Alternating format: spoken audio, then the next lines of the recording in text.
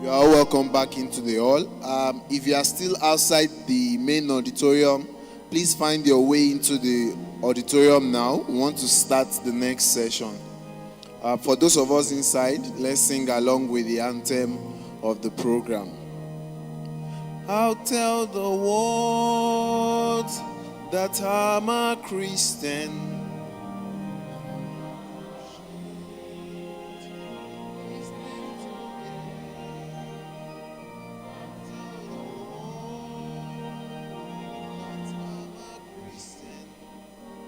I'll take him with me everywhere. I'll tell the world how Jesus saved me and how he gave me a life brand new.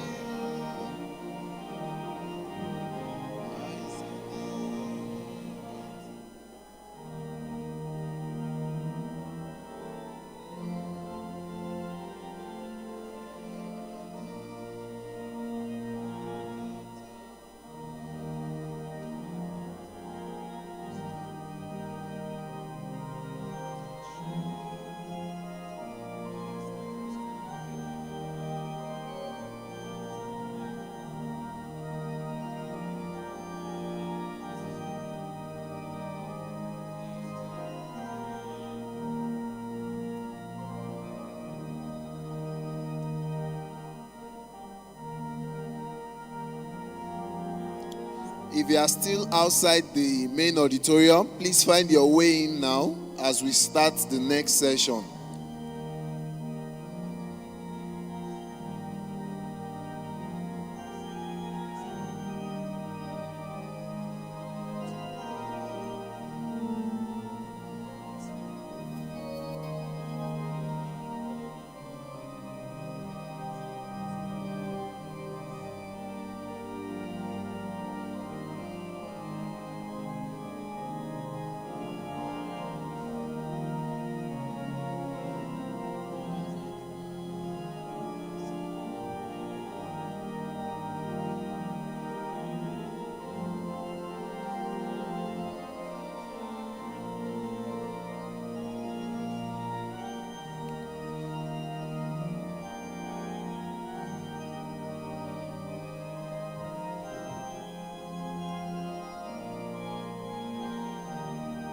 We're now going to move on to the next session, which is a feedback on some of the CVs that were sent via link. If you are here to submit your business proposal or your CV, please do so now. We've also shared the email, gabrieltitus462@gmail.com. You can share that. You can send via email. And to have the feedback on the initial CV reviews before we then go into two segments, one for those in the business proposal section and one for those to do the interviews. We would have a feedback and general insight on how to prepare a good resume and cover letter. So the session is going to be taken by our dear brother Tope Adebayo. We'd like to invite him to come forward and take up the session. And just as we've said, let's give him a round of applause, please, as he comes forward. If you are still outside the auditorium, please ensure that you get in now and join the ongoing session. God bless you.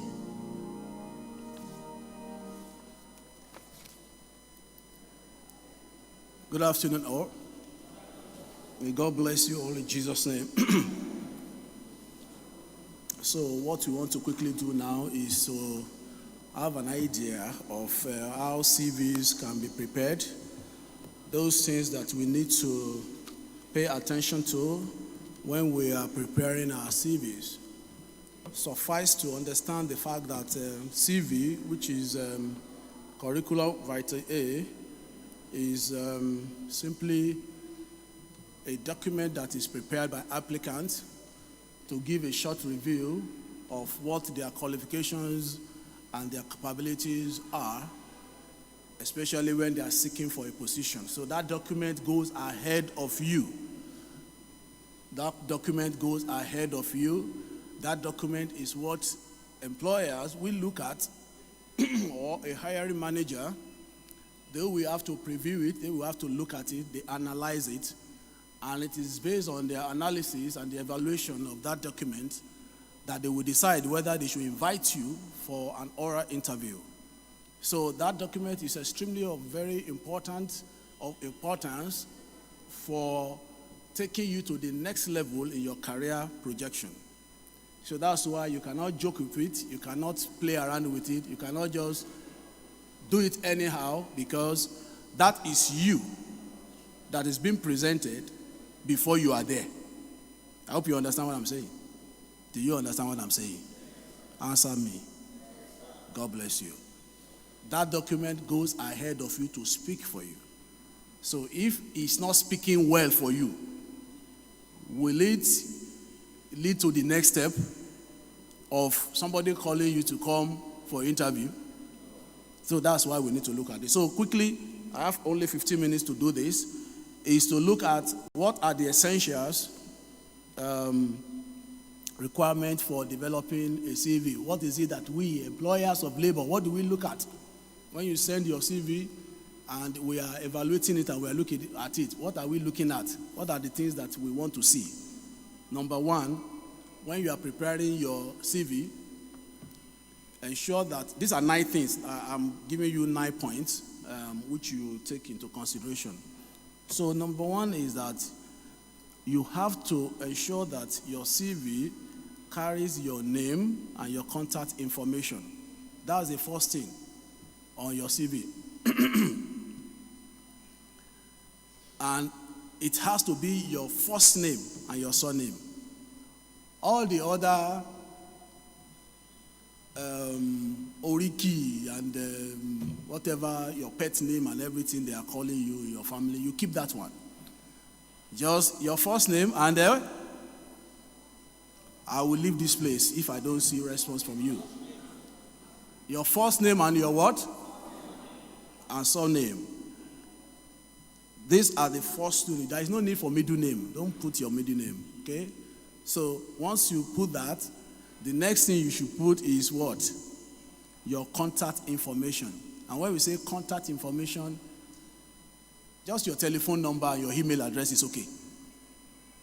You don't need to actually, put your physical information. Number 14, Oniti Road Street, behind Iyalaje bus stop, Bagada Estate, Lagos.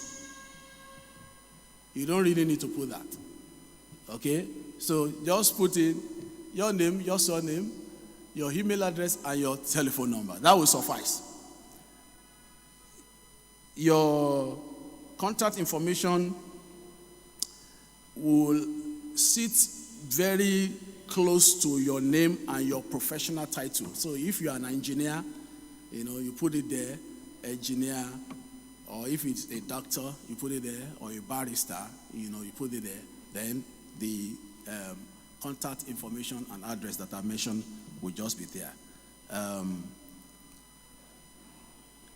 Okay, so the next one is your personal profile. That's number 2. Your personal profile. In times past, that used to be what we call objective. People put objective. That has become pastime now. There is no need for you to put objective. The reason why you don't need to put objective is because you don't know what roles you are going to be given in the organization you are seeking, employment from. So what you need to just do is just to give your own personal profile.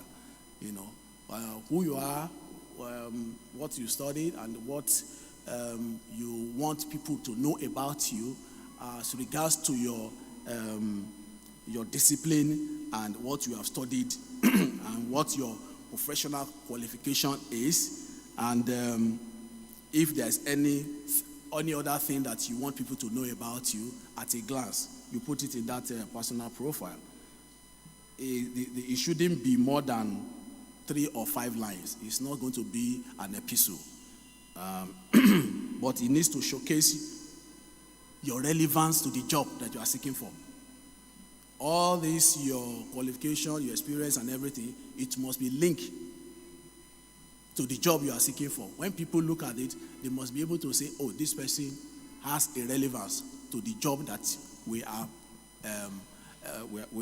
placing on the advertisement board for people to apply. Number 3, your core competencies will be the next thing. After your name and contact information, the second one is your personal profile. The third one, is your core competencies. If you have selection of skills and a qualification that make you a great fit for the role, you should introduce a core competency section to make them to stand out. The core competencies area has to do with your skills. It has to do with those things that you can actually do, that you have learned, that can add value to the organization. It's not mostly going to be much of your what I call qualifications. No, it's more of what you can do with those qualifications. That's where value can be spotted. That's why it can be identified. So you have to bring it out to let them know, okay, you are good in using Excel, for instance, to generate data and to create and to draw insights from data that will help management to make fast and well-informed decisions. That's a skill. So and it's a core competence. So when an organization is looking for somebody, yes, who knows how to use Excel, you just give him data, he can put it there. But now this one is saying that he can use the Excel to generate insights, looking at the data. He knows how to use them in such a way that he can bring out some insight that will now help management to take informed decision. That's called competence. And that will quickly attract you to an organization who is looking for such. So now these core competencies may not necessarily have to be hard skill. It could be also soft skill. You could be someone that you have the ability to organize things. It's a soft skill to be able to organize things when they are thinking, okay, we want to hold end of the year party. And you naturally, this is your turf. This is where you just like to organize things, you like to make people happy. You know how to, let's do this one. Okay, we'll now put this one. Okay, we can bring this person to come and do this. Those are soft skills. It's not everybody that has it. And you don't learn it even in school. It's just part of you. So you can find a way of putting it into your CV so that it can stand out amidst others who doesn't have such skills. So you can be exceptional and you can stand out. When you are talking of CV, it's like you are writing a sales pitch about yourself. It's like a sales pitch. You are the product, and you are writing about that product to somebody to come and buy it. So you have to try as much as possible to put all the things that will make the buyer to be interested in buying it. That's why we are giving you all these points. So when you make it out like that, it makes your CV to be very attractive, and it makes it to have content. I've seen a lot of CV that people have dropped for me, and when I look at it, I can't even find anything there. Because of the way it is structured, because of the way it was designed, they just do it, just do it for doing sake. There was no deliberacy. There was no, it was not intentionally done to be able to make the right kind of impact. That's why this aspect for job seekers is very important. And we cannot exhaust every point in these 15 minutes that has been given to us. So we are just going to go over all of these points. There are websites that you can go to, Top CV, that can help you. You can just put in your own information there. There is a tool they have there that can help you to ask you certain questions, which as you have put in it in those platform, it will help you to reorganize your CV in such a way that when it is presented, you yourself, when you look at it, you will be convinced that this CV can really go a long way. Now, then you go to employment history and work experience. After your core competencies, the next thing you should do is to give us your employment history. For those who have worked in several organizations, when you want to start your employment history, you will start with the latest one. It is in reverse order. You don't go and start from the one you have done 20 years ago or 10 years ago. In fact, any job that you have done about 10 years ago, over 10 years ago, you don't need to put in your CV. There is no need to put in your CV. Limit it to just 10 years. And start with the most recent one. Then you now take it from the most recent one to the latest. To the farthest one. So when you are doing this, you have to ensure that you mention the name of the company and then the year or the date in which you work in that organization. And then what exactly did you do there? What's your role? Your job description, just briefly, what you did in that organization. And don't forget to mention key result achievement. What you did that stand you out. I was having a phone interview with somebody this afternoon, and while we are discussing, and then I was, asking him some questions. He now mentioned something that now made me to now give him more attention. Because when we started, I wasn't really impressed. But when he now mentioned something, when I asked him specifically, what can you do? What is it that you can do? With all your qualification and everything, he now told me that he can do this, he can do office, this, that. He has not got to where I'm actually going. So I told him, I said, all that you have said, they are just supporting role in an organization. I said, are you not doing anything that is market facing? He now said, oh yeah, he was a sales person, he works, I said, now you are talking. Okay, you are a sales person, he said he has done marketing and all of that. Then he now told me one point. He said he was an awardee. He received an award nationally as a salesperson in his organization.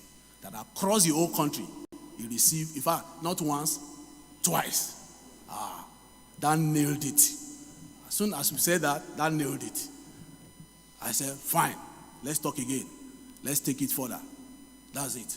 So if he has written his CV and he has put that there, he has put a twice recipient of the best award in sales and marketing, national, across the whole country, twice. That one is just like this. It's just beaming light. And he's shouting, take me. And when you compare that with every other CV that does not have that, which one will you pick? Definitely, you are going to ask him to come. Let me see your face. Let's have a chat. That's what we're talking about. So when you are writing your CV, look for areas of strength that can appeal to employers. And that means you have to study the field that you are going, a company that you want to target your CV. You have to first do a small research about them. You must know about the company. You must know about their product. You must know about their vision and mission and value system and what exactly are they producing. You that want to now join that organization, what are you bringing? You now have to tweak your work experience in such a way that will speak to their aspirations and tell them, since I have done it here, I can repeat it here, even a larger form. You will see that that's what we call shortlisting. They will shortlist your CV and say, call this person for further discussion. That's how it is done. So your work experience is very key in helping you to get another one. Now, I know there will be questions in the mind of some of my young fellows here, what about those of us who don't have work experience? True of us? You are not answering me. Because that is one of the biggest challenge of young school leavers. They will say, yes, sir. One organization is responsible for that training. Like for that person to get that work, one organization pick that person from the movies. Which role can one organization change? Okay, sorry. One organization is responsible for that award. Like when that person was a fresh graduate, one organization brought him up from that novice. Yeah. So you now as a person, sir, how can you help others? Okay, thank you very much. You know, there are levels of recruitment into organization. When you are setting up a business, and maybe you are about setting up a business, there are levels of human capital that you are going to bring into that organization. There are levels. There are some that you don't need them to have any experience. You just want to build them up and then impart the experience and skill into them. But there are some levels that you just have to get people who already have experience, who will hit the ground running. It has to happen. If not, your organization will not be able to make the right kind of impact that you want to make. So that's why you usually have a blend. Some organizations, what they do is they have a program called management training program. So you come in as a entry level. That's what we call entry level into that organization. Those one is from 0 to 2 years. You don't need any experience. Don't worry, just come. What they want to see is they want to look at so they don't look at you as an employee. They look at you as a talent that needs to be developed, a talent that needs to be trained, that need to be invested in before they can begin to harvest from him. Do you get what I'm saying? So there are the one I'm giving you as an example. The role that we want you to come and play, he has to have experience. He has to have experience. He must have experience. Do you understand me? I hope I got it. So at that point, you cannot just bring a novice into that area. It must be somebody who has the experience, who have the confidence. In fact, in some cases, who has the network for him to be able to make happen what you want, what you are recruiting him for, because it's part of the strategy of the organization to achieve their objective. If you don't have the right kind of person at the right position, that organization will not be able to achieve its goal and objective. Yeah. So the first one I treated was those who have work experience. So I'm going to talk about those who don't have work experience. They also have the opportunity. And that is why it is good, after work experience, the next thing is volunteer experience. And I'm going to really, dwell a little bit more on this area of volunteer. Because we don't seem to have so much knack for volunteering services in this part of the world. In advanced world, it's a norm to go and volunteer after, maybe while you are in school or even after your graduation, to go and do volunteer services. It adds up to your CV. It enhances your opportunities, to get greater and better jobs. Because while you are doing the volunteering work, we understand what volunteering work is. Do you understand it? Volunteering work, what does it mean? It means you are doing a pro bono. You are just going to that organization, helping them, they'll give you tasks and assignments, you may even learn, and after a while you start doing it for them, assisting them to do one thing or the other, creating some value along their own supply value chain, and you are creating value for them. But you are not going to be a salary earner. So it's still part of your education. But what you are going to gain from that organization is added skills, exposure, experience, and you will have sharpened your knowledge in a particular area that now gives you the opportunity when you go out there to another business or a business organization, you can claim that you have this experience and skill in this area because you have actually done it. I heard somebody talking when, the past presenters talking about, it's not about what you know. It's about what you are able to do with what you know. Many people they pride themselves in, I have BSc, I have all of those, degrees and all that. But the present situation we have in Africa and Nigeria today, in fact, globally, is not so much about your degrees. It's so much about what you are able to do. So, and you cannot do except you learn. You have to first learn it. That is where the volunteer aspect comes in. And do we have volunteering services in the church? Do we have volunteering services in the church? We are not answering, no. So, when the church asks us to come and do volunteer work, what is our attitude to it? What's our attitude to it? Some of us have a very negative attitude to it.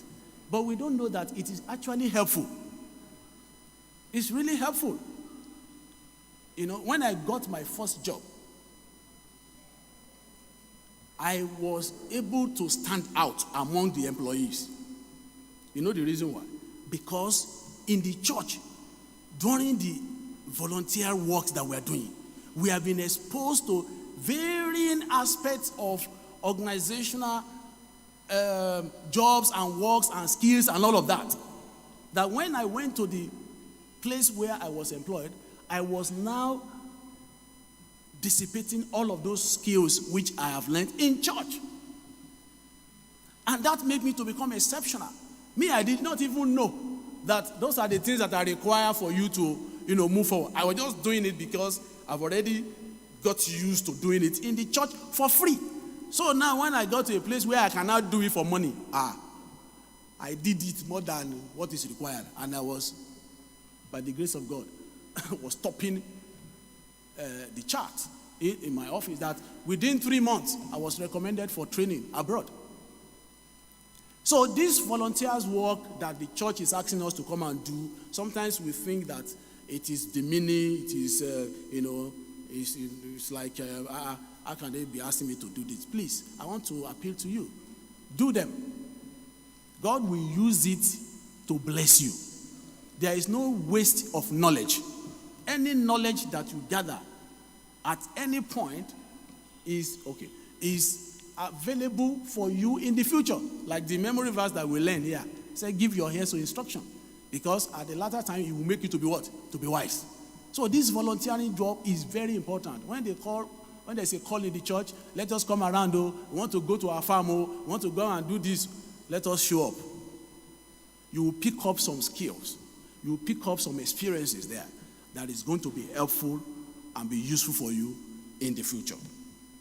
After your volunteering experience, then put in your educational qualifications. Your BSc, your Tech, or BTech, your HND, whatever you have, put it there. And let your work experience section, and just like your work experience section, your academic profile also must be from the latest to the last. Don't start from my primary nursery school. Start from the latest. That is maybe your degree or your polytechnic or whatever. That should be the first on the list. And then the grade that you have, put it there. If you have good grade. If you don't have good grade, you will not be encouraged to put it there. But if you have good grade, if you have it, flaunt it, show it. First class. Amen. Second class upper. Put it there. Okay? Some organization, that's what they are looking for. They are looking for decision and second class upper. As they are flipping through, yours in second class, put this one here. Select him. Invite him for further interview.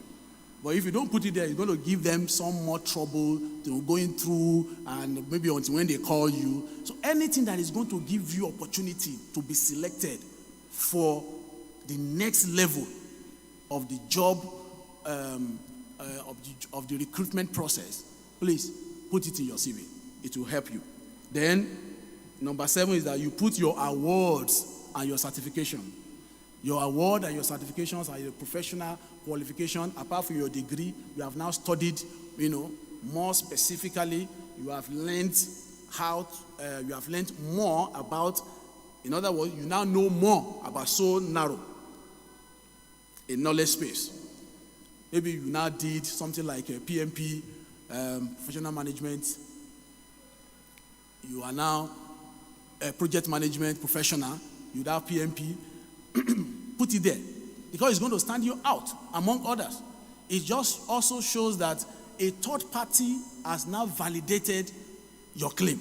It's not just what you are telling us. There is an institution somewhere that is recognized who has awarded you that certificate. And based on the reputation of that institution, they will use that eye to look at you and say, this person should be called for interview. Then the next one is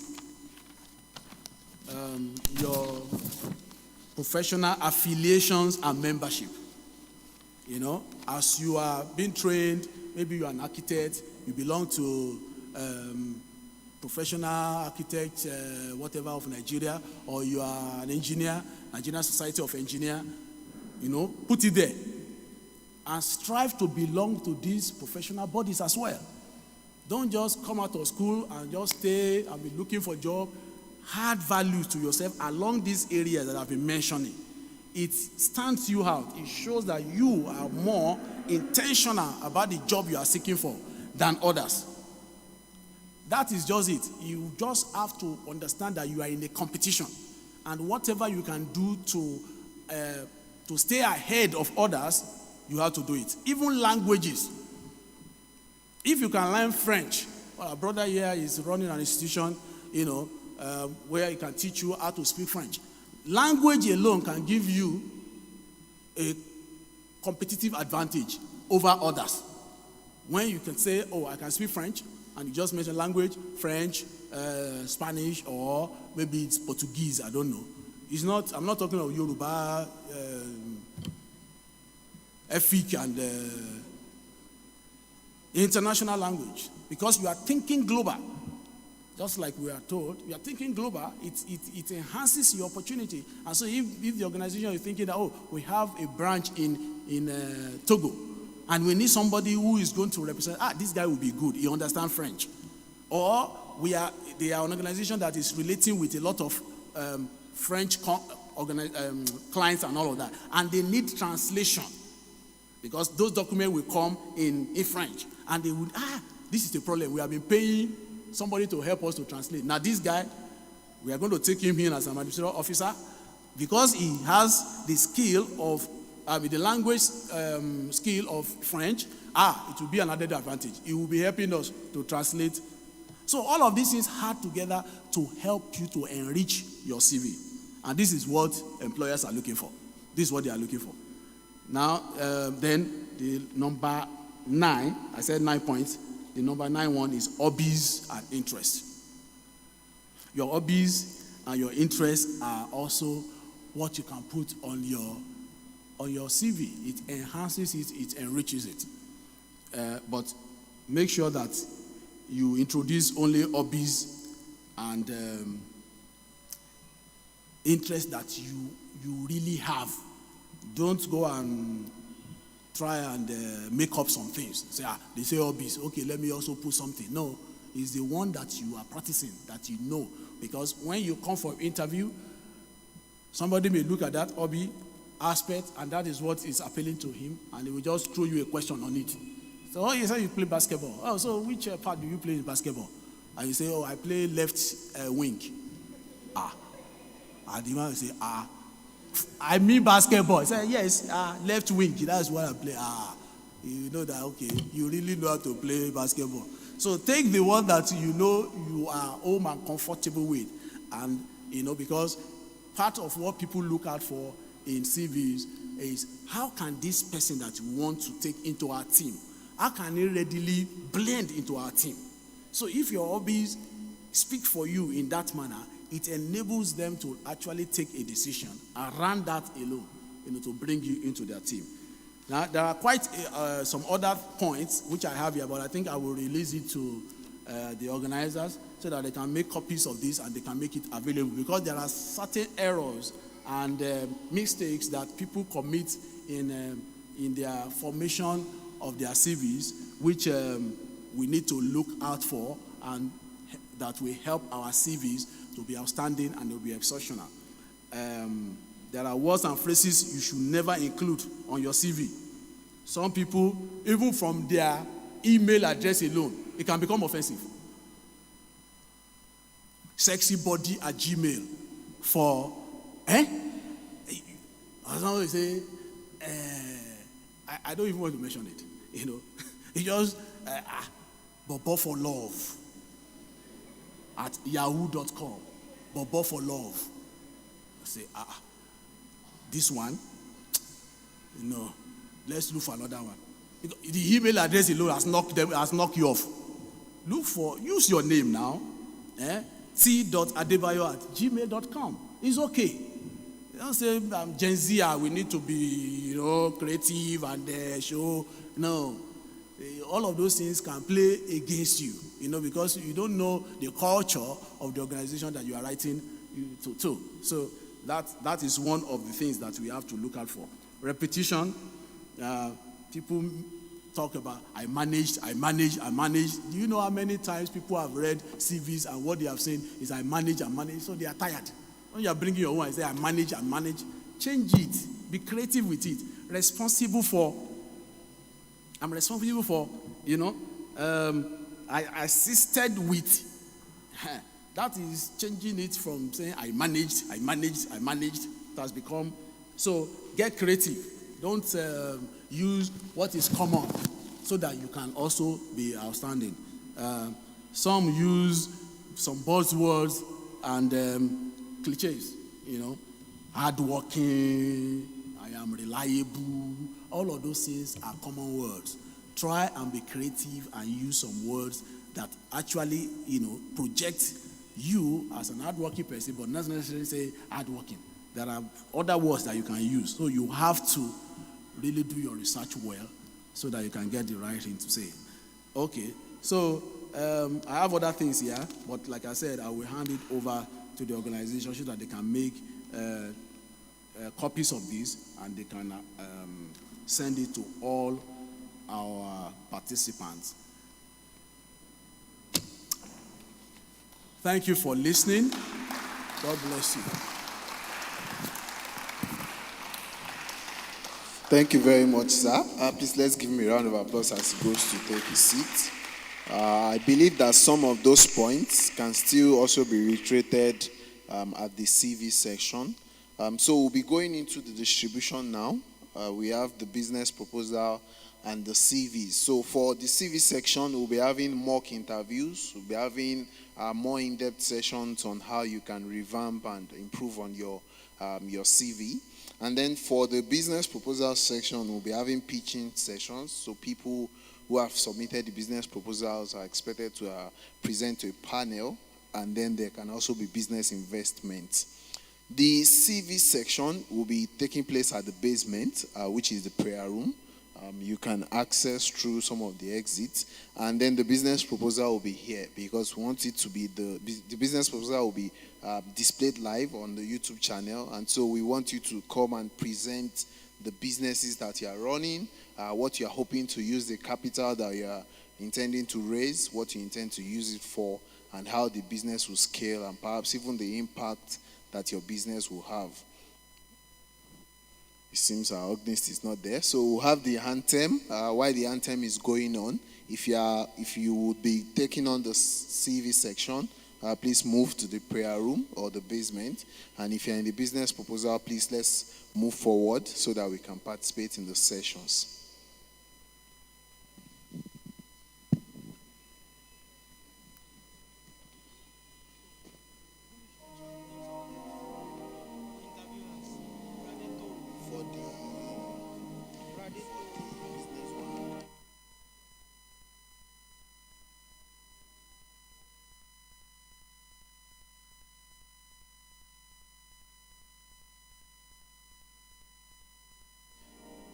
We'd like to invite the panelists for the business section, Brother Paul Dulaja. As we call them, please let's give them a round of applause. Brother Tola Omole, let's give him a round of applause also. Brother Bayo Omole. Brother Mike Oredola. And Sister Lydia Unwadu. So these are the people who will be listening to the business proposal. These are actually very notable people. A lot of them I know, big men in the society. We want to hear the businesses that you are hoping to build and how you can perhaps raise capital to expand your business. For the CV section, the panelists are Brother Adetoro Samuel, Brother Chima Ani, Brother Tokpa Adebayo, and Brother Fem Sokeye. So they will be at the prayer room. And if you intend to be in the career session, so perhaps have a mock interview, please let's stand up now and move to the basement. And if you are here for the business proposal, please let's move forward. Thank you. As we sing the anthem.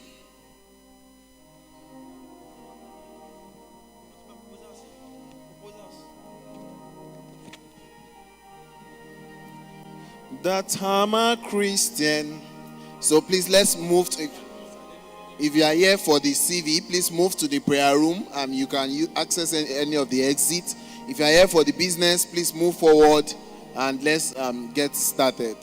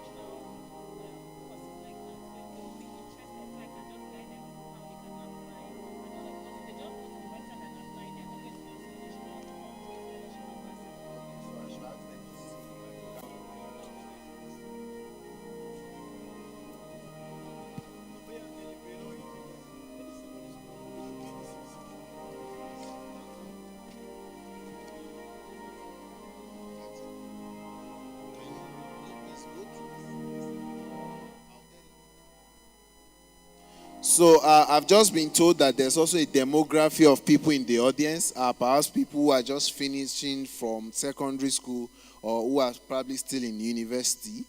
So you can also please join the CV section. There's going to be a special section on how you can access international opportunities to further your studies outside Nigeria. So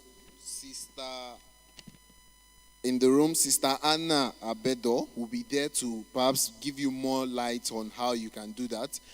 Some of us are aware how education system in Nigeria is now. ASU is probably even on strike currently. So you should also be interested in looking at how you can scale getting education even outside Nigeria. So if you are in that category, please also stand up and go to the prayer room at the basement session, and there will be that session for you. Thank you.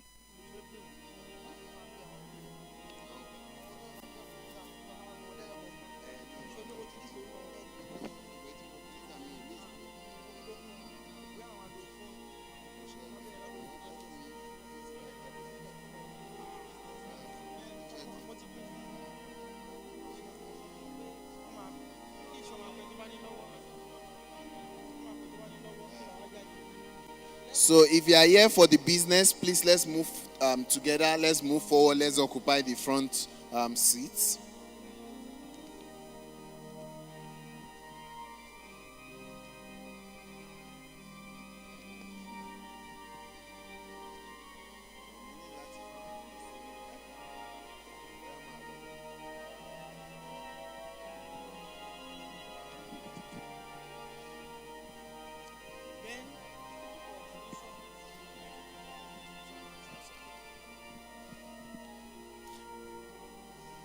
Please note that if you are exhibiting, your stand should also be getting ready, because after this session, the exhibition stands would commence.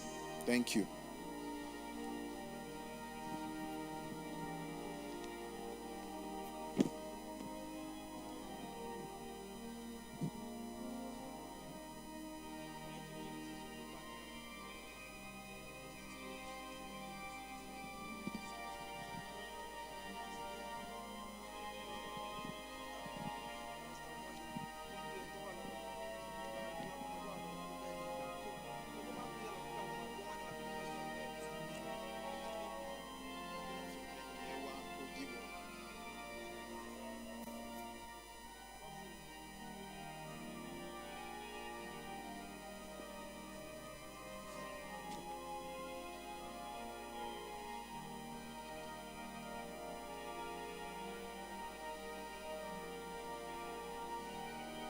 Okay, thank you. You are all welcome to the business proposal section.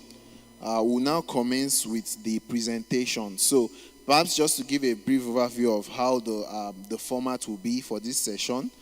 The business proposals that we've received, we've shared that with our panelists, and they are looking through now. So, we would call on, each panelist will call on the business proposal they are holding. The person would come, give us a brief overview of what the business is about.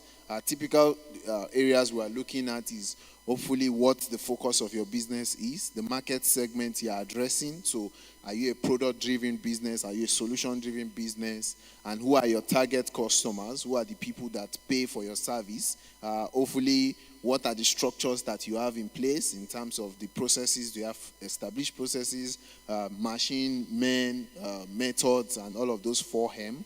And perhaps if you are raising capital, what would those capital be targeted at? So are you looking at business expansion? Are you looking to implement more innovative solutions to your product? Are you looking at bringing in new ideas to your business? And then the metrics also say, if you are raising $1 million, $2 million, 10 million, 100 million, what would that be addressed at? And what are the, because every business must make profit, what are the approach to making sure that the invested capital is raised back from your revenue? So after that initial brief, just a 2-5 minute brief, the panelists will then ask questions, clarifications on your business, and then we move on to the next person. So we'd like to start with Barrister Omole. Thank you. Thank you. I've got a proposal from Underground in Nigeria Festival. The Underground in Nigeria Festival. Somebody here is proposing to start. Well, who put forward this proposal? You? No, it can't be you.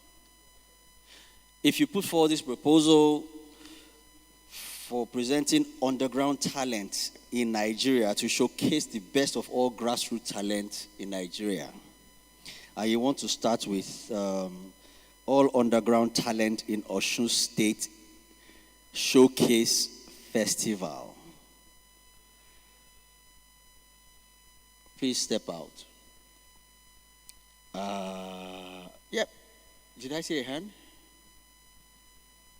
Nobody. Okay. I think we'll step this down. Let me just give you a summary of what this person says. This person wants to engage young talents, musical artists, dancers, comedians, DJs in a contest or a challenge festival to showcase their skills by presenting their outstanding performances to the satisfaction of all Nigerian music lovers. I mean, summarily, I can't see how he's going to make money from this. And if I had money to put in a business, I won't put it in this for several reasons. But so we save our time, we step it down. Okay. Maybe I will give you this one then. Look at this one. Yeah. So I have this proposal here from Vigbe David. Are you here? David.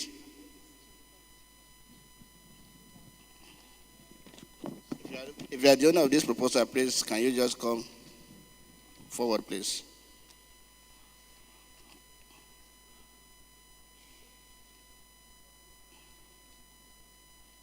Okay.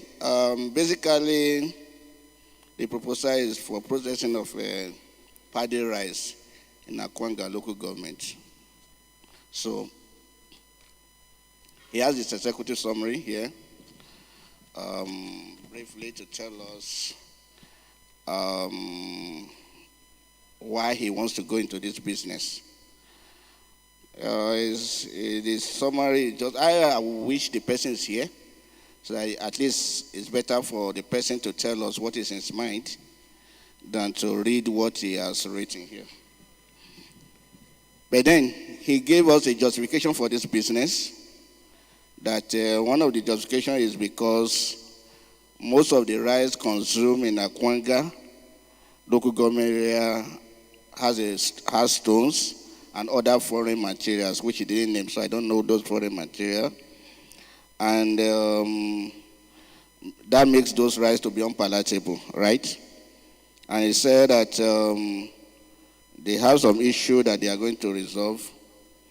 He also tells us the target customers, even though the target customers, for me, he said they are rice retailers, restaurants, homes, and office.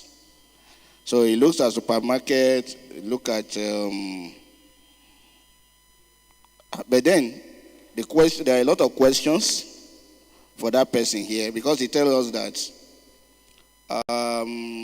a bag contains 150 modules, and that will be sold between 15,000 and 18,000. That's unprocessed rice. So here he now said that he looked at the strength, using the RACI chart. He looked at the strength, the weakness. He said the strength is because our strength lies in the affordability of our well-cleaned rice, 500 to 550 naira per module. Remember that it's 150 when he's buying it unprocessed, but he wants to sell it at 500 to 550 naira after processing it. Okay, so, and we have about 150 in a bag, right? So can somebody do a simple multiplication for me? 150 times 500, let's even use the base price. How much would that be? Because to him, 150 is in a bag. That would be what? 7,500. That would be a bag, right? And a bag, you say a bag is about 50 kg, right? Is that not? So that rice will be 7,500. Okay. So if you look at it, what will be the profit? Okay, now let us go there.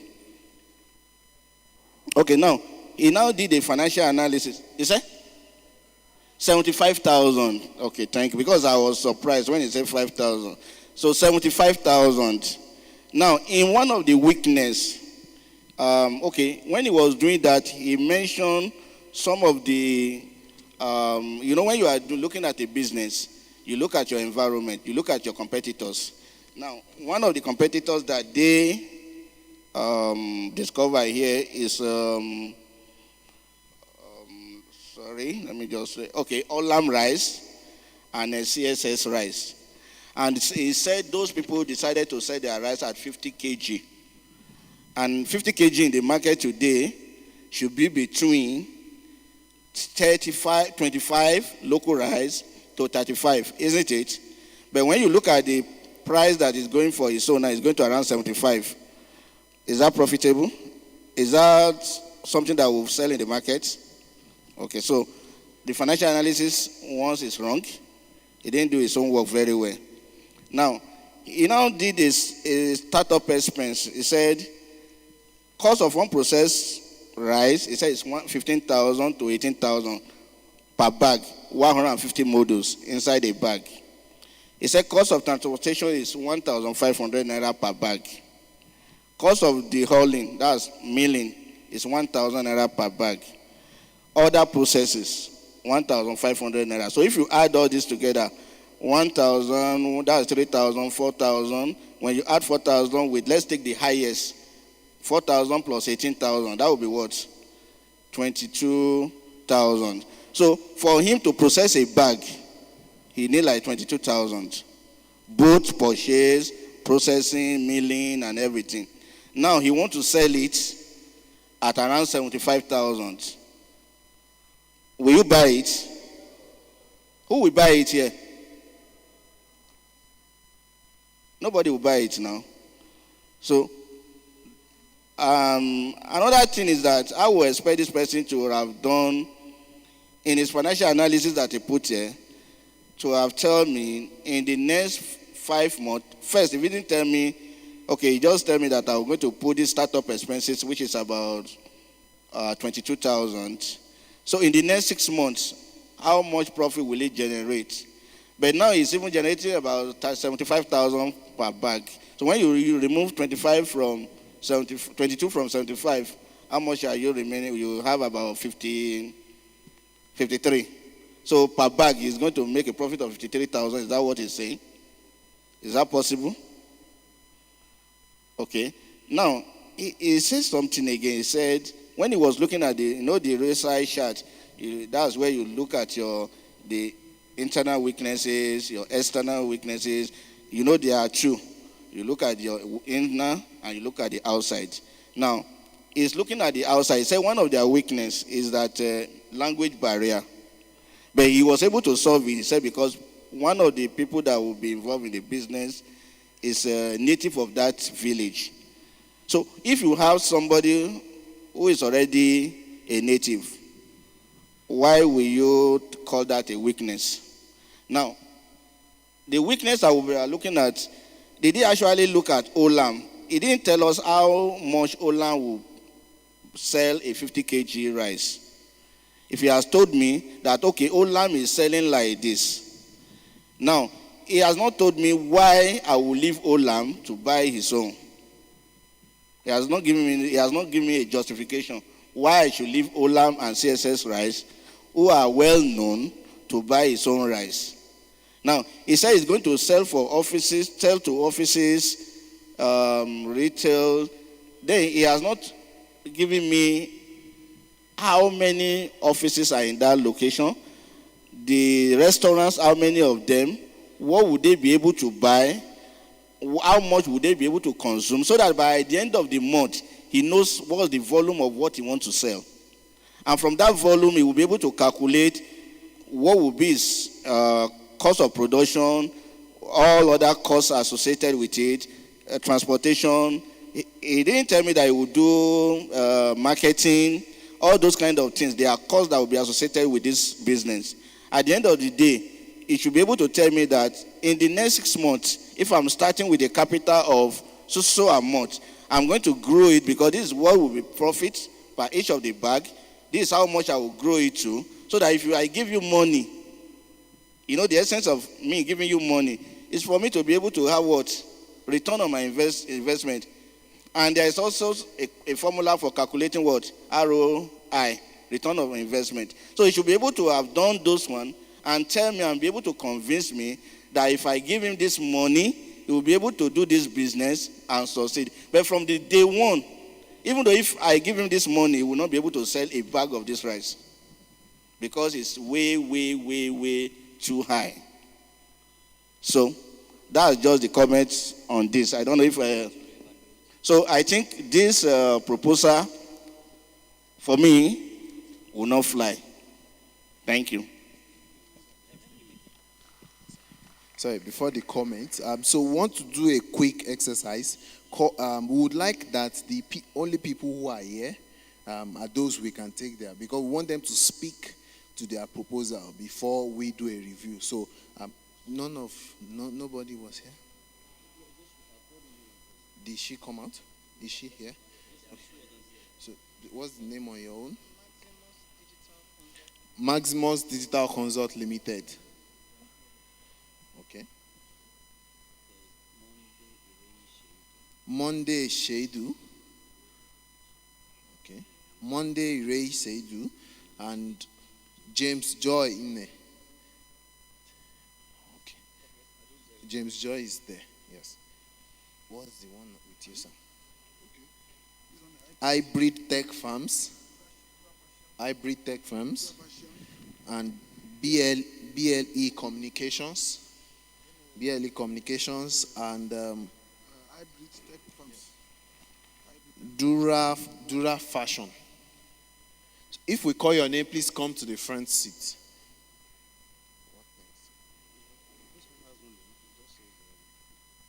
Proposal for a retail store in Akwanga. And then Eunice Adejoke Adeola. Eunice Adejoke Adeola. Okay.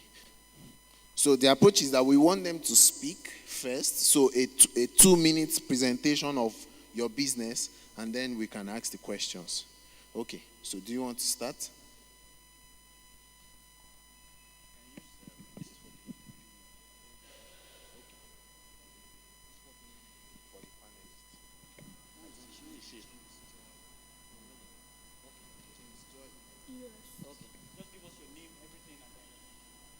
Good day, everyone. I'm James Joy Ine. I have 2 businesses, catering and toiletries. The aspect of the catering, I can bake cake, chin-chin, yogurt, and all other stuff at any catering. Then the aspect of the toiletries, I can make soap, hair cream, perfume, and liquid soap, and all that. Thank you. You answer questions. So I looked at your, thank you for for the boldness to come out. It's very commendable to start with. Very commendable, because it's important first to step out, right? So I've looked at your stuff. I see that you've done some training in catering, and then you've done some training also in toiletries. Have you been producing these things? Yes, but later I You need to stopped. speak into the microphone. Okay. Yes, but for some time I have to stop and forge ahead with my studies. Studies. So are you Yes. still schooling now? Yes. So how do you plan to combine? Which one are you?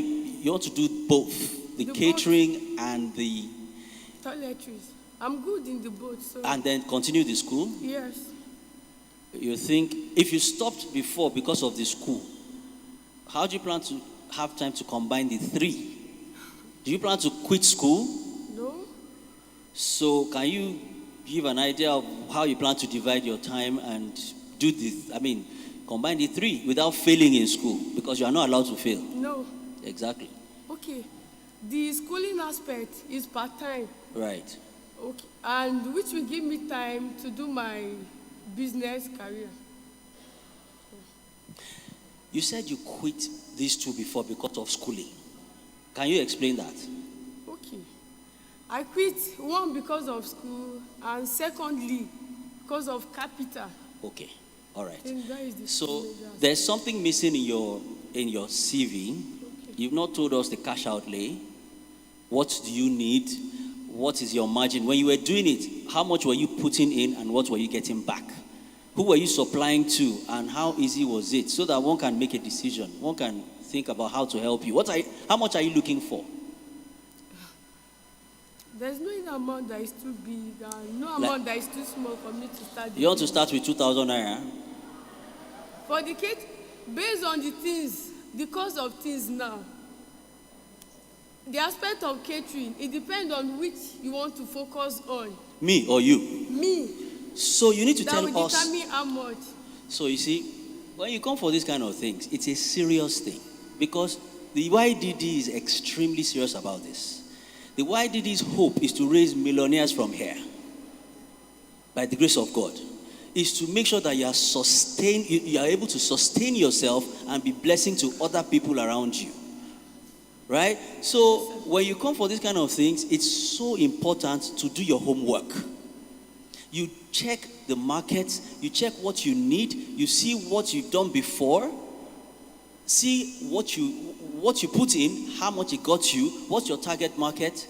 You heard the gentleman talk about the 5 W's. Can you remember the 5 W's? Yes. What are they? Who, what, where, when, and why. I've asked you what now, you've not told me.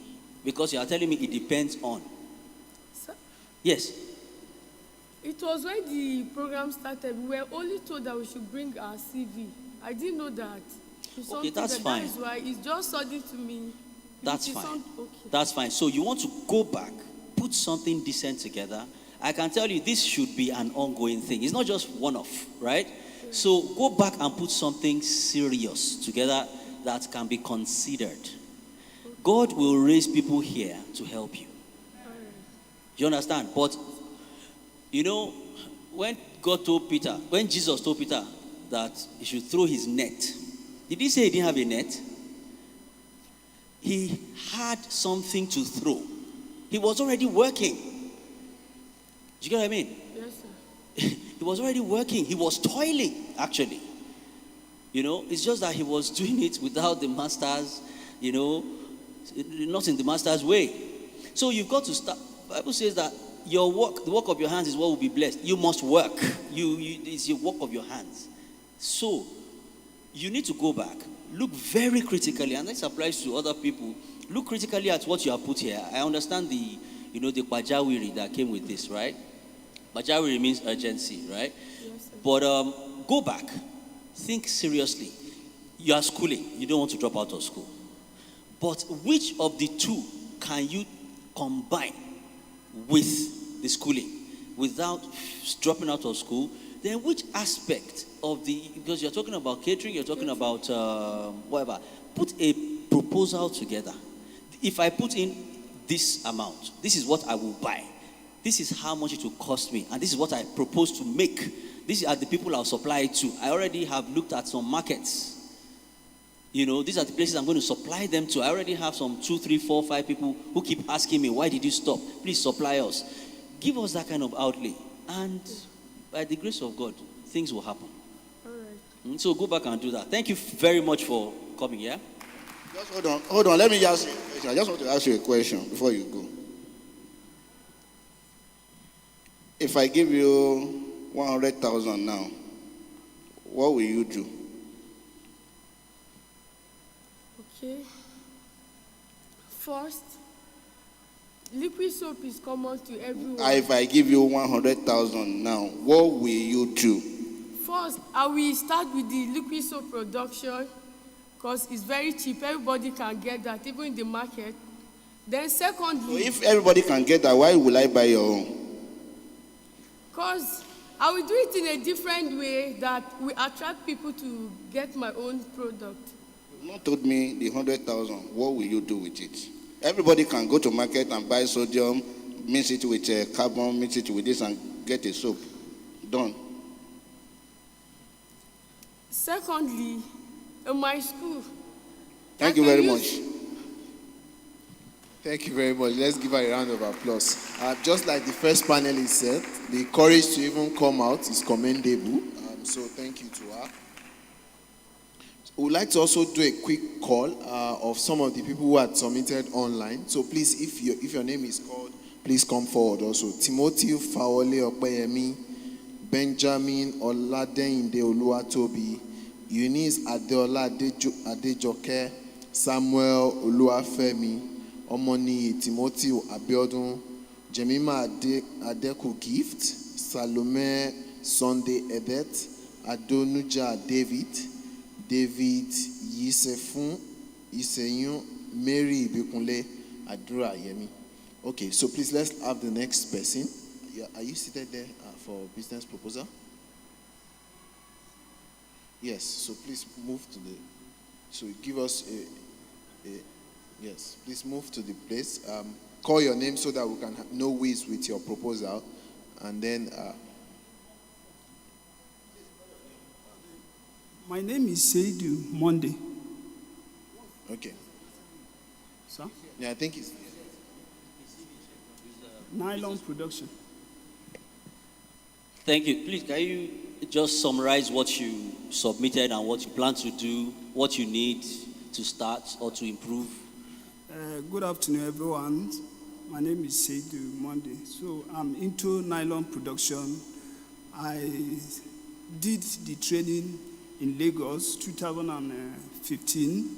So, and when I came back to Abuja, I started producing the nylon. I was able to buy some machines, which is manual machine to cut nylon. So, and I bought some material from there. I started cutting the nylon. But actually, I start with a token, which is 18,000 naira. But at the end of the month, I discovered that I'm realizing not less than 40,000 at the end of the month. But suddenly, the issue of the power, I don't have any gen to put the machine on until when there's NEPA light. So, but at the end of the day, since I cannot be able to continue with that, I now move down to the other side. But my machine is still ready now. I have up to 2 cutting machines. But what I need now is finance to bring it up again. That's what I need for now. So, of course, everybody will have a chance to say something. But my first, or do you want to start, sir, on this proposal? Yes. So, I mean, does this contain how much you need? Actually, that one contains how much I need, but I was one of the Empower N-Exist. That was what I planned for it, for that Exist. But now, I'm not depending on what is there. So, if any other amount, apart from what is there, lower than that, can be able to give to me, so I'll be able to keep on the business. I see 1.195 million. That's 1.2 million, basically, yeah? Actually, when did you do this projection? No, I did this one last month. For Empower? For Empower and Exist, we have a program. Right. Right. Did you include the generator requirement? Yes, there. So,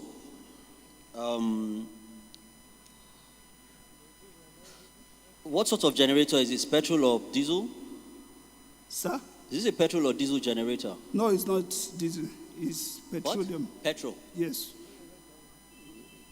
No. It's 250,000. Right. It's 300,000 you put there, right? The generator? No. That's what it It's seems. 300,000 I put there. So the generator is 300. Is it 300,000? Yes. Okay, so let me cut to the chase. Okay, You sir. said the major issue you have is power.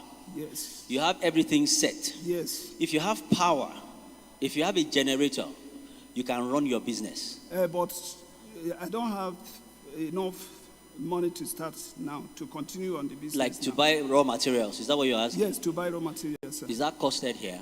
Sir? Is that costed here, raw materials? There? Yes.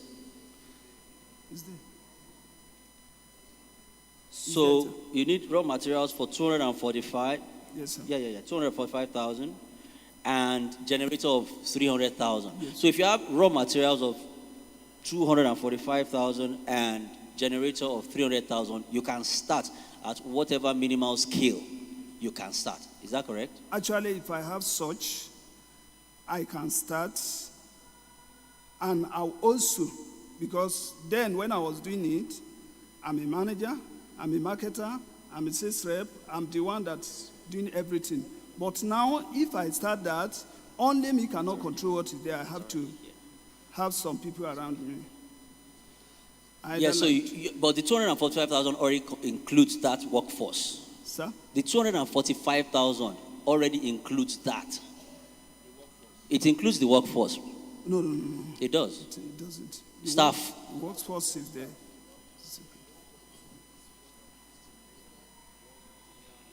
We're looking at the minimum, right? To see what. So your market, do you have ready market for these things? Sir? Do you have ready market to supply your nylon to? Now? Yes. No. Pardon me? I don't have it now.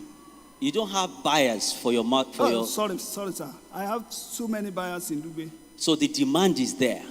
Yes. Even where I am presently, they demanded it also, but I don't have enough to bring up the business. Okay. Let others ask. Okay, sir. Okay, what I want to ask is, Yes, ma'am.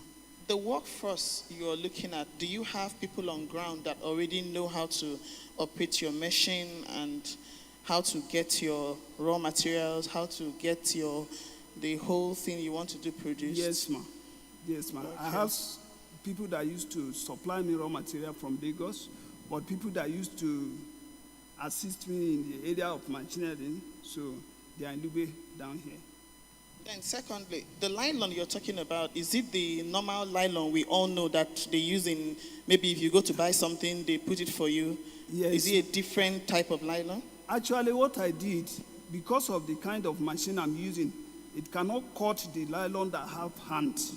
It can only cut the one that doesn't have hands. Santana leather, this one they use to wrap apple, and all this laundry nylon. That is what my machine can do. But those that have handle, unless you have not less than 5 million before you can afford that. So that is why I didn't take my mind to that place. And I'm managing. I actually asked that is, if the nylon you're producing is what people already know in the market, it wouldn't take you so much financial means to put it all out there or to get people to accept the nylon. If it's the normal white nylon that we all know, the yellow and black nylon, it will not take so much of financial strength from you to put it all out there. It will just be like the normal leather that people use around. So, getting people to, get to know you again and start advertising it will not be so much of a big deal. So that's why I asked that. Yes, ma'am. Actually, what I does then, so I discovered that the market price of the nylon was somehow high, but in that case, I first of all lower my own the market price, so to catch up the customers. But at the end of the day, when I started raising it up, my customers, they were not complaining. But what I did was that the one that I know that you cannot easily get in the market at that moment you need it, that is what I'm producing. Like those that don't have handle, many people need it, but nobody, because they need it in local quantity, not so quality. You understand? Those that are selling granite, those that are selling sugars, all those, the kind of nylon they need, that is what I'm supplying them, that made me to have some customers. Okay, your proposal is okay, but I have a problem with it. Initially, when you started, you said you were making money, right? You started with 18,000. 18,000, yes. You were able to make a profit of 40,000. Yes. So that is almost, believe that you might have done it twice, 3 times, 4 times to make such a money, right? So what it means is that let me ask you this question. That first one, how long does it take you to sell it off? Within 2 weeks. Okay, within 2 weeks. So what it means is that within 2 weeks, if you can sell it and make a profit of 40,000, in a month you make a profit of 80,000. So no, that is not what I mean. The turnover. Within 1 month, when I calculate what I get, that's why that I'm finishing it within 2 weeks is. Okay, so it's 40,000. So what that means is that 3 months you will make like 160,000 or 120,000 times 3 turnover. Within 3 months. And you are aware that within that period of time, power is your challenge. Yes. So what did you do with the profit that you made? How did you spend it that you were not able to put small to even buy something that will assist you in the production going forward? What did you do with the money, the profit, the turnover? What I did with the money was that time my house has challenge. So I pay for that, and my dad dead. So at the end of the day, that was how the business come down. Thank you.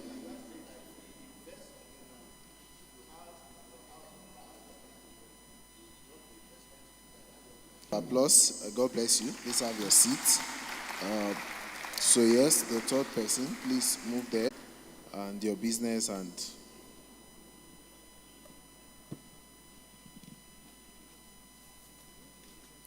Good morning, good afternoon, everybody. My name is Ibikunle Mary Adurayemi. I'm into fashion designing. The name of my brand is Dura Fashion.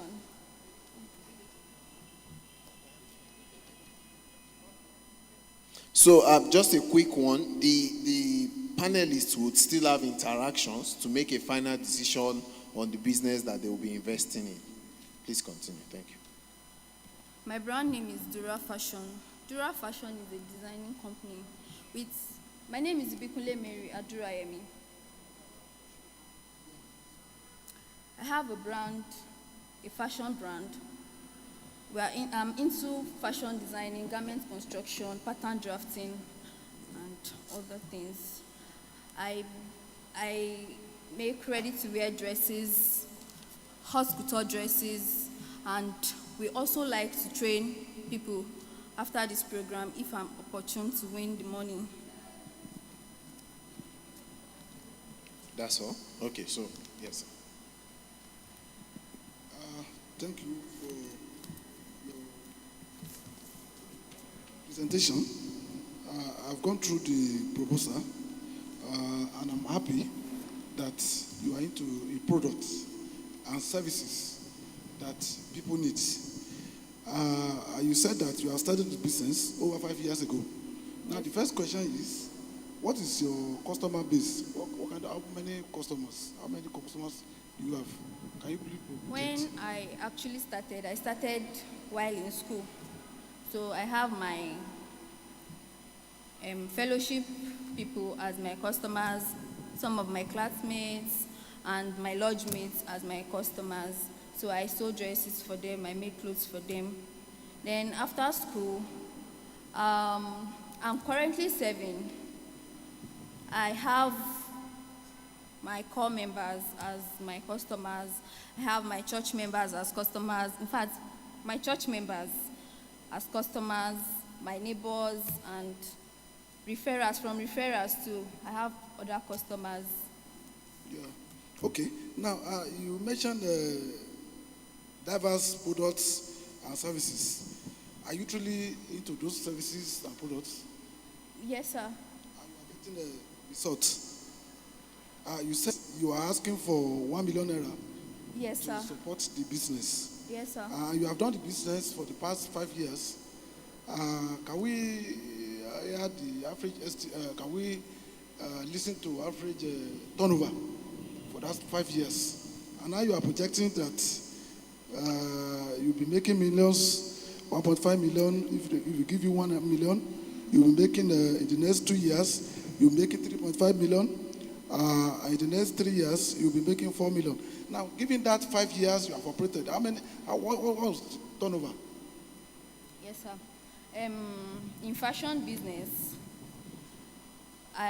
in a month, it fluctuates. It's like you can actually make profits. Like in this month, like month of July, you can make more. And coming to month of May, something low. But in a year, I make more than 100,000 naira. Yeah. But I know because right now, I'm a doctoral student Yes, sir. in ICT, but I major in business. Yes, sir. Okay? I started my business with nothing. But what I enjoy today, by the grace of God, is growth. Yes, sir. It's growth. Now, how are you managing those turnover? Yes. It's supposed to be growing. Yes, It's sir. supposed to be growing. I'm growing, sir. Yeah. Now, okay. Did you consider customer satisfaction? Yes, sir. Yes, sir.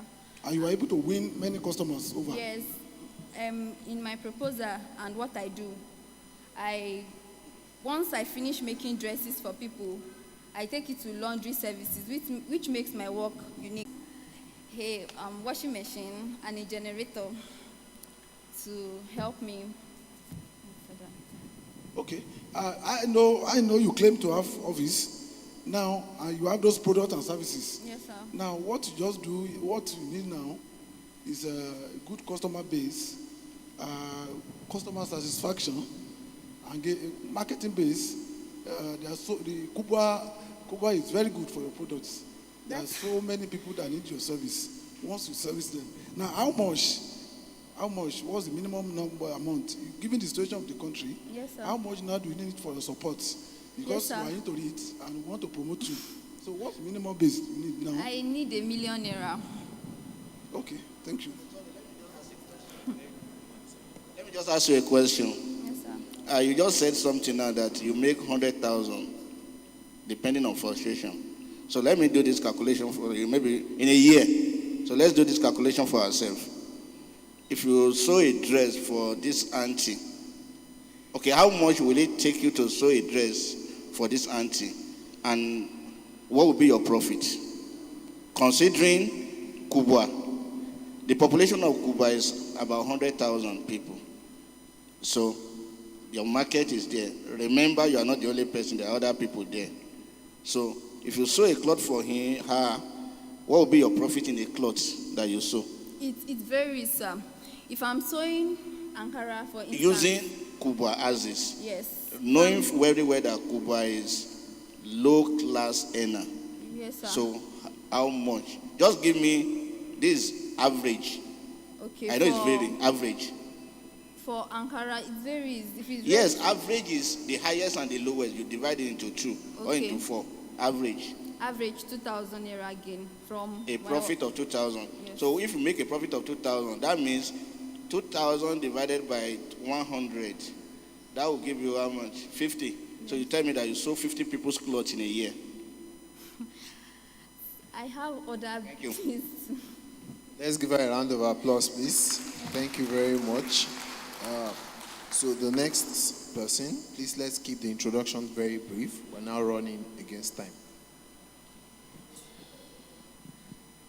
Good afternoon, everyone. My name is Adonija David, a student of Footsmina. So, with the business name Hybrid Tech Farms. So, basically, I'll be talking about the nature of the business. So, the nature of my business is we sell poultry equipment. We distribute poultry equipment. People order online, then we sell to them, we deliver to them.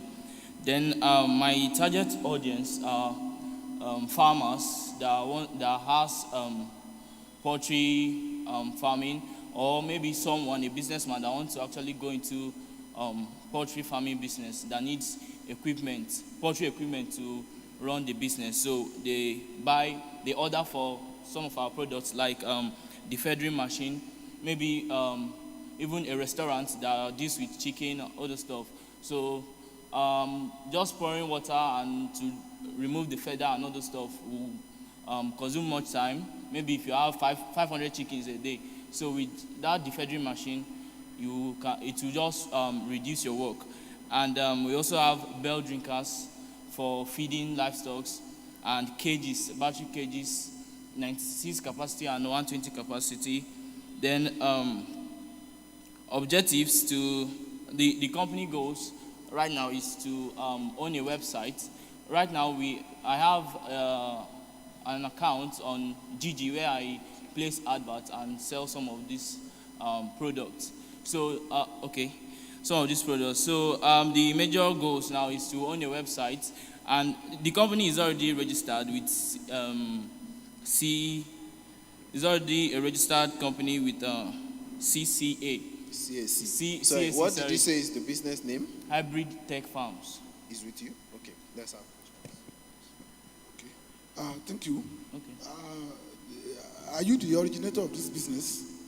Actually, my brother started the business. Yeah. So he later introduced me to it. So we both are running it together now. Yeah, that's my first challenge. Because having gone through your profile, Yes. I discovered that you anchored the business on your brother's idea Yes. or ingenuity. Yes. Which is a great risk. It's a great risk. It's a great risk. Our brother told us when he lectured us that he started fashion designing business. He anchored it on somebody brought expert from Lagos and ran into difficulties, serious difficulties. Because when you talk of business management, you must have the knowledge and the skill. Yes. Yeah, having gone through, is business now where you're getting the product, is it local or foreign? The what? The products. Those things, the machines. It's foreign. It's foreign. Yes. So have you been trained for it? Do you have franchise with them? Do I have? franchise with those companies? Okay, yes. Actually, for the foreign products, we have a Chinese company where we buy all the stuff from. Is it we or you? Is he? You said your brother has surrendered the business to you. You are talking about. No, I didn't we say want to he hear surrendered. you. You are the one presenting this. You can't deal with your brother. We don't know your brother. No, we both run it together. I have my own account I run on Gigi. He has his own. But the name, the business name, it was his idea. So, but I have my own account. But the reality now is that you don't have formal training in this business. Yes. There's no formal training. You agree with me that you don't go by what you are saying and this profile. You don't have formal training. I've made sales in the past. No, sales is different. I mean, technical knowledge, background. Because now, if you sell products, as I said, I'm used to ICT. Okay? If I sell computer, it runs to problem. I collect it, I repair it. Okay? So you don't have technical expertise in this. That's the question, isn't it? You don't have a technical expertise. If your brother motivated you, possibly your brother was going forward, and then he was making profit, and now you now develop interest. Isn't it? That's reality. Let's be frank. But I've been running my own for years now. Running it is at a great risk. Okay. Because now, if somebody buys product from you, I say there is a problem with the machine also. So how do you service? Do you have product? Do you have accessories to support it? No. Again, it's a business of tomorrow. Okay, I appreciate it. I've gone through the profile.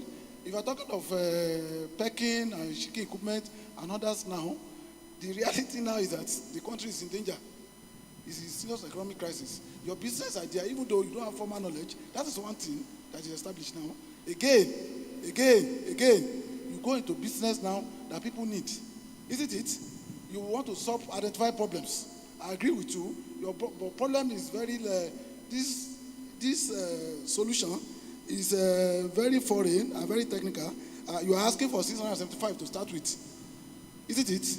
Or to support it? Yes. How are you sure that this one will support it? Now, I just want to say something concerning what you said, like a business that people need or that is actually running the economy of the country and stuff like that. I actually want to assure you that people are really patronizing this business because we have people who want to start a business. Like when the one of our speakers was talking today, he made example of agri business and stuff like that. How do you get them from Europe or America or Asia? How do you get them? We have been buying these products from a Chinese company. We have a Chinese company where we just order. Where are they based? Those companies? They have warehouse in Lagos. So we order from them and we pick it up. We already have trusted drivers that help us to pick. We have the numbers. We just tell them, they help us pick. We pay them. Then they deliver. They also deliver to the person that makes that places the order. Okay. Yes. You have to humble yourself now. Yes, okay. We are learning here. You have to humble yourself to go for formal training. Okay. Yes. Because the risk is that you can make 200,000 profit at the same time lose 500,000 profit. In fact, you can run into criminal cases. Okay. Chinese are they say they have these products and they advertise, but that's not the reality. So the first thing you have to go back to do, I keep on telling people, money is not the issue now. What is the issue? Is the skill, is the knowledge, which is very important to all of us. Once you have the skill, you have the expertise, you have the knowledge, you are successful already. Okay? You can move forward or beyond that product. You can even see better ones by browsing, and you succeed. But if you tie yourself to them, and whether they are cheating you don't even know, because you don't have primary knowledge. Thank you. Okay, what's your name again? Sorry. David. David. I think first thing I want to say is that I like your confidence in your proposal presentation. And the confidence I'm seeing in you right here, like this, my own opinion, looks like somebody that can go far in business. And then I want to ask you, how long have you been doing this business? Okay. My brother started like 3 years ago, but mine like one. Like you? Yes. How a long? year plus. A year plus. Yes. So what is the success rate, if you want to just be very genuine about this? What's the success rate that you've gotten from this 1.5 years? Okay.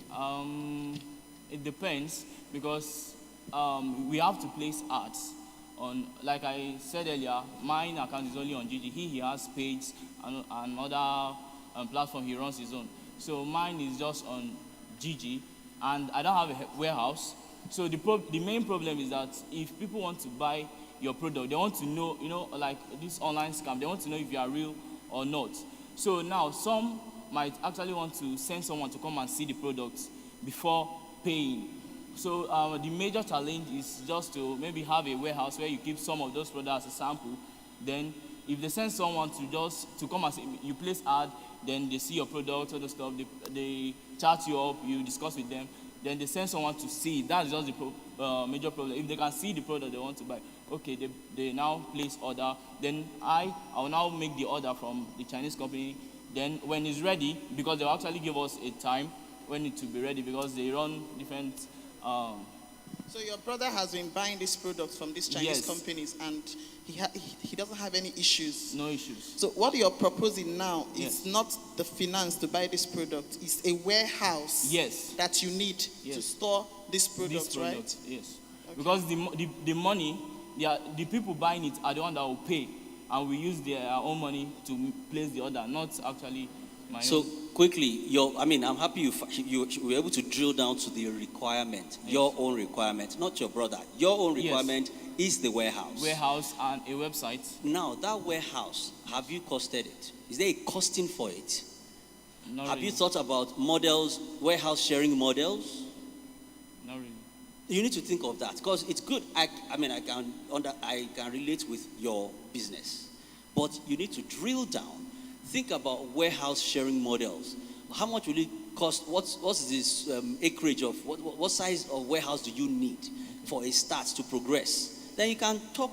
That is when anybody can help you, right? Drill down to what you need to move on to the next level, right? And then come back to YDD, and that should be it. Think about warehouse sharing models too, right? And what it will cost minimally. Thank you. Let's give me a round of applause, please. Yes, so the next person, I think we'll have to now time it. So you have only 3 minutes. We're sorry, we're running against time now. Good afternoon. I'm Lucky by name. Lucky Beniti. I'm into What's the business name? BLE Communications. BLE BLE Communications. Apparently everything is to do it. Yeah, go on. Yeah, for the past years, I've been running it from home, from my room. I've been selling, I have audience already. I sell to clients around the state, even my environment. Actually, I'm the kind of person I love gadgets. So I wanted to go into the business of gadgets, but I actually find out that it's not about having a gadget, it's about maintaining that gadget. You can walk into any store and get a gadget, original gadget, but to sustain these gadgets, it's a problem. Like having chargers, power bank, the accessories. To maintain these gadgets has been a problem. So I've been doing it, but when I was doing it, I did not have a shop. But through this business I've been doing from home, I was able to rent a shop, and I've been selling from the shop too. But I've not been able to meet up my basic needs, what the customer needs, like in terms of power banks, earpods, all those things for their communication. I've not been able to meet up. Sometimes I have to go to buy as a middleman, add my own and sell. When they found out I've been doing that, some of them started cutting up from me. So I need the add-up capital to enhance this business. How much? 167,000. Okay, thank you. So, comments? Yes, sir. So I praise your ingenuity. You said that you are asking for 300,000 here. That is estimated price, but I Pardon? already made, like last week, Okay, I've already made an order of 150,000 naira boost. okay. On Is it the money you need now? Is it to supply to add rent up. shop? No, Or I have a shop already. I Okay. have all my equipment to add up to meet up those targets instead of going to buy as a middleman.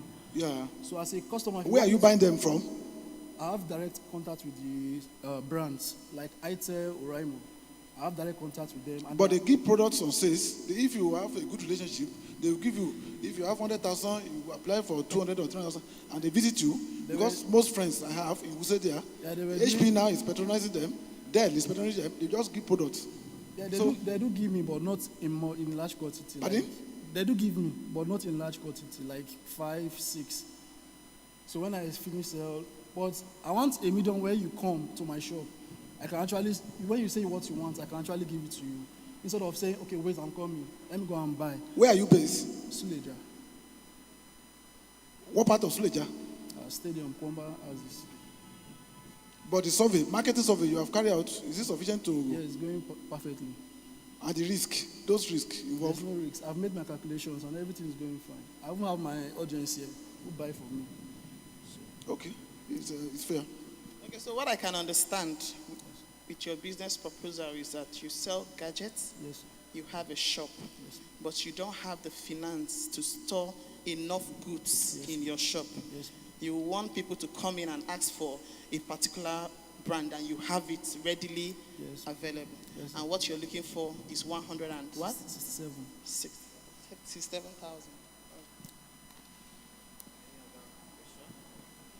Okay, a round of applause for him, please.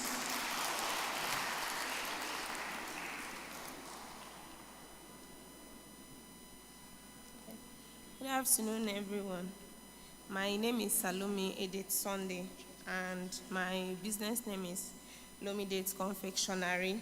We are into catering business. I bake cakes, and I do small chops. We do buns. I can actually bake bread too. So I've been doing the business for the past 2 years now, and presently now we don't have a shop. I run the business online. I advertise my business out there for customers to patronize me, and most time they find it difficult to trust me because we don't have a shop that they can actually come in to buy. Sometimes I lose a lot of customers because of the shop issue. They will want to come and see where I'm staying, and they don't trust online business because of scammers. So that's the major issue right now. I've been able to register the business online with CSC. That was done 3 months ago. So I am trying to establish the business, like having a shop of my own, so I can put in all the equipment that I need in the shop so I can run the business very well. Is that the Lomi Day Confectionery? Yes, sir. Is Lomi Day Confectionery? Yes, sir. Or the one I have right here with me? Unfortunately, what you have presented is different from what is here in this proposal. Because what you have in this proposal is that the problem you have is that you need some standard, apart from the shop, you said a productive location. Yes, then sir. you talked about equipment. Yes, sir. You said mixer, industrial oven, decorating tools, Yes, sir. Baking tools. And money for raw material. But it seems here that the only problem you think you have is the location from your presentation. No, sir, it's not only the location, it's all those things.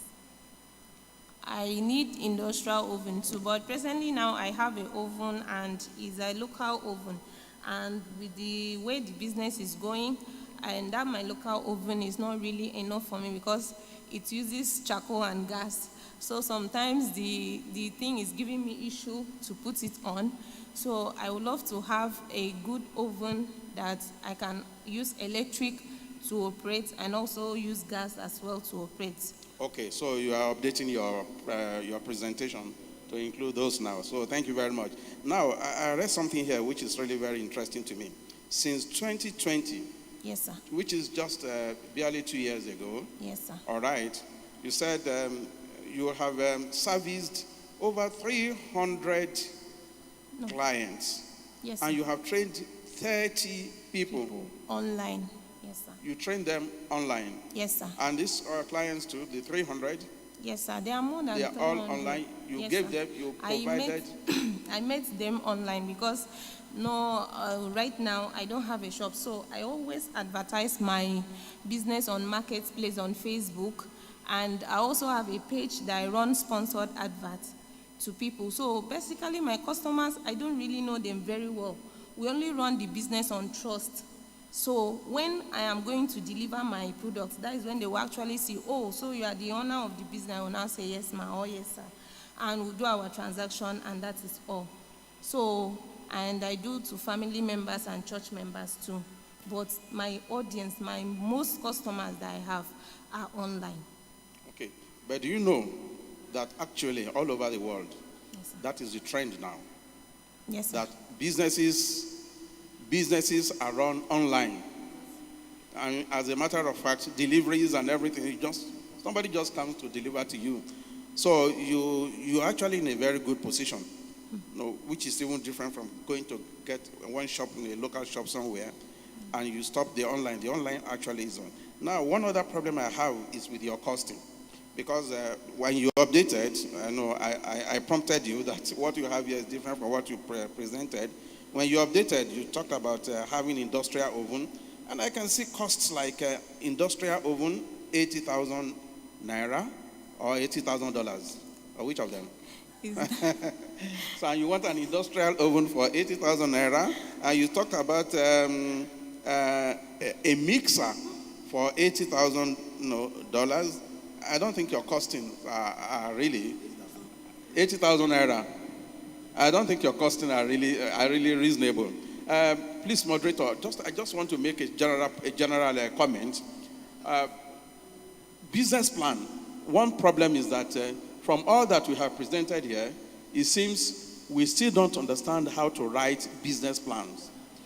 Business plans, business proposals are things that you take to the bank and you give to them, and they read it and they give you a loan to run it.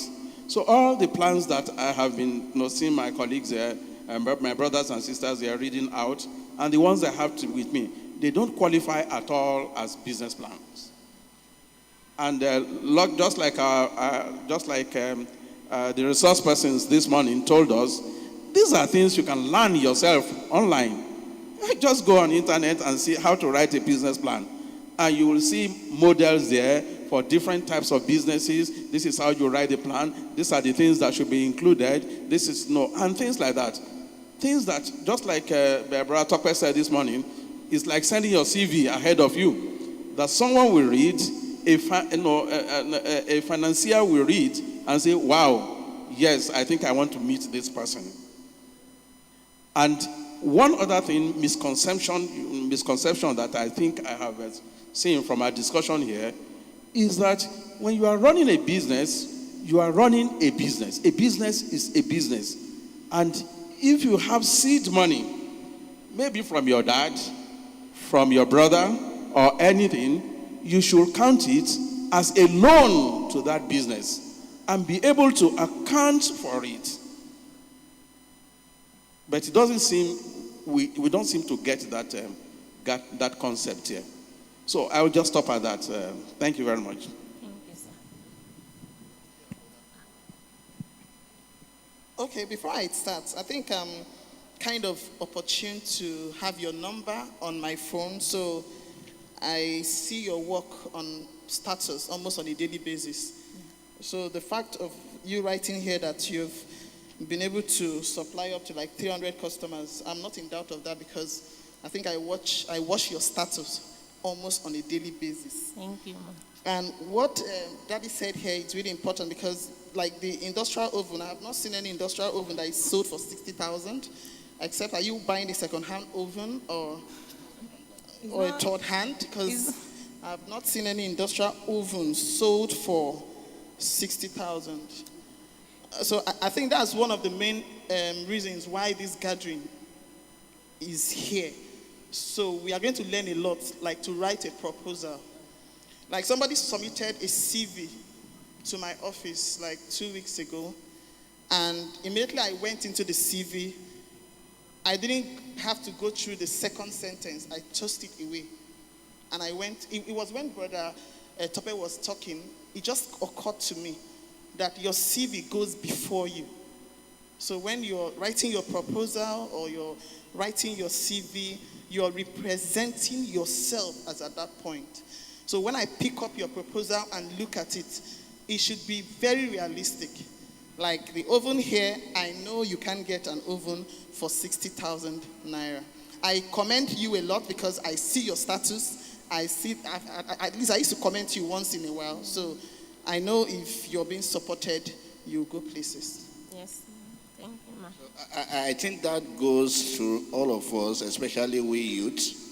And one of the, just like our daddy says, one of the problems we have, especially youth, is we don't like to learn new things. We don't like to read. We like to sleep or chat or do other things. You know, I always ask somebody, you have a Google in your hand. A day you can just Google something, how do they make this thing? And read it. It's a learning. But some of us will not do that.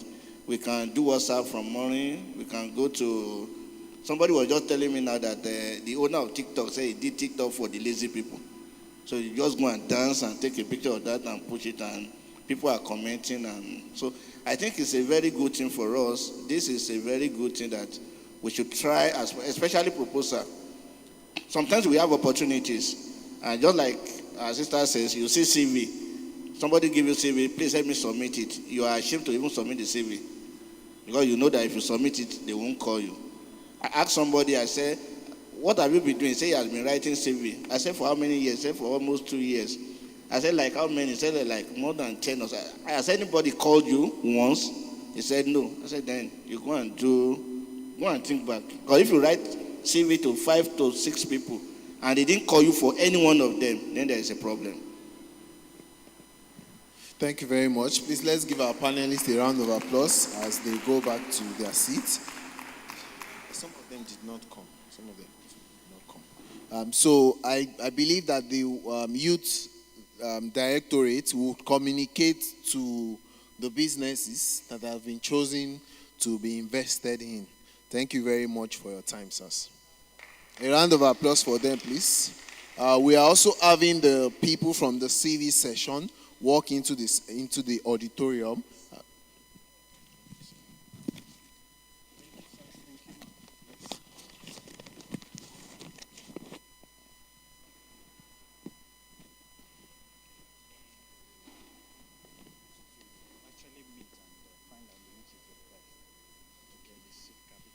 Okay, please, we would like to plead the indulgence of our panelists to please come together. We want you to deliberate and decide on the people who should be invested in. Yes.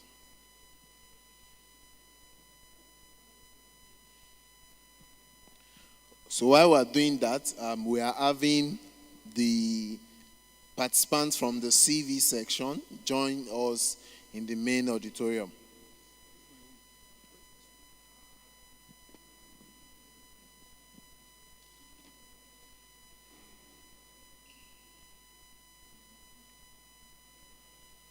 No, they are still working and play the organ so that they can walk in.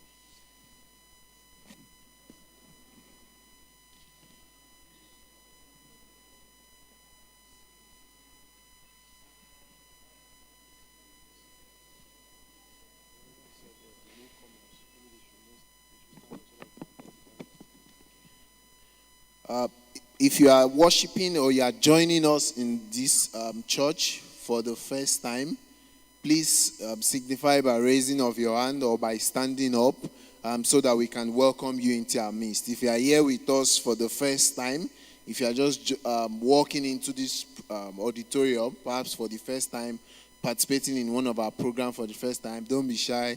Let's have you stand up. Please, let's appreciate them as they stand up. A round of applause.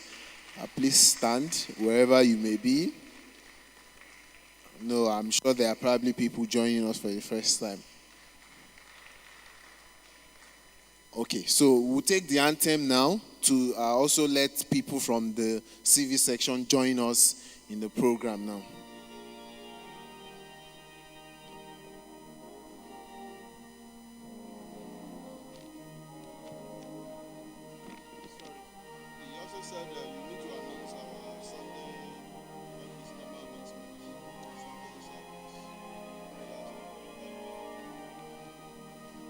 I'll tell the. You are not singing. It's not supposed to be just the organ.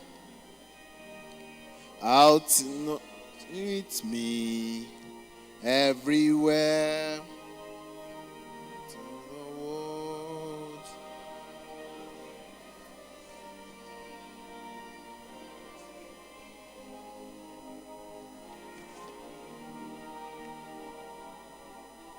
And I know that if you trust him, he'll give to you. I'll tell the world that is my Savior. Would love me so.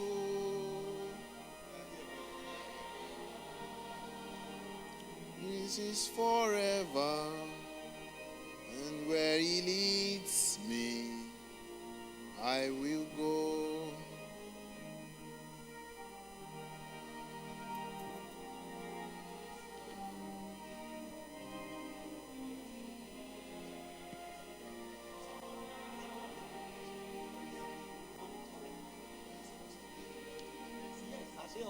Yes, everybody.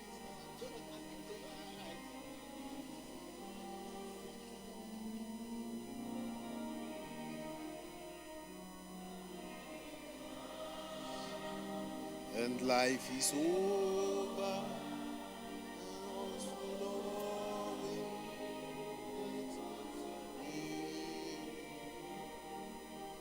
Eyes have never seen wonders.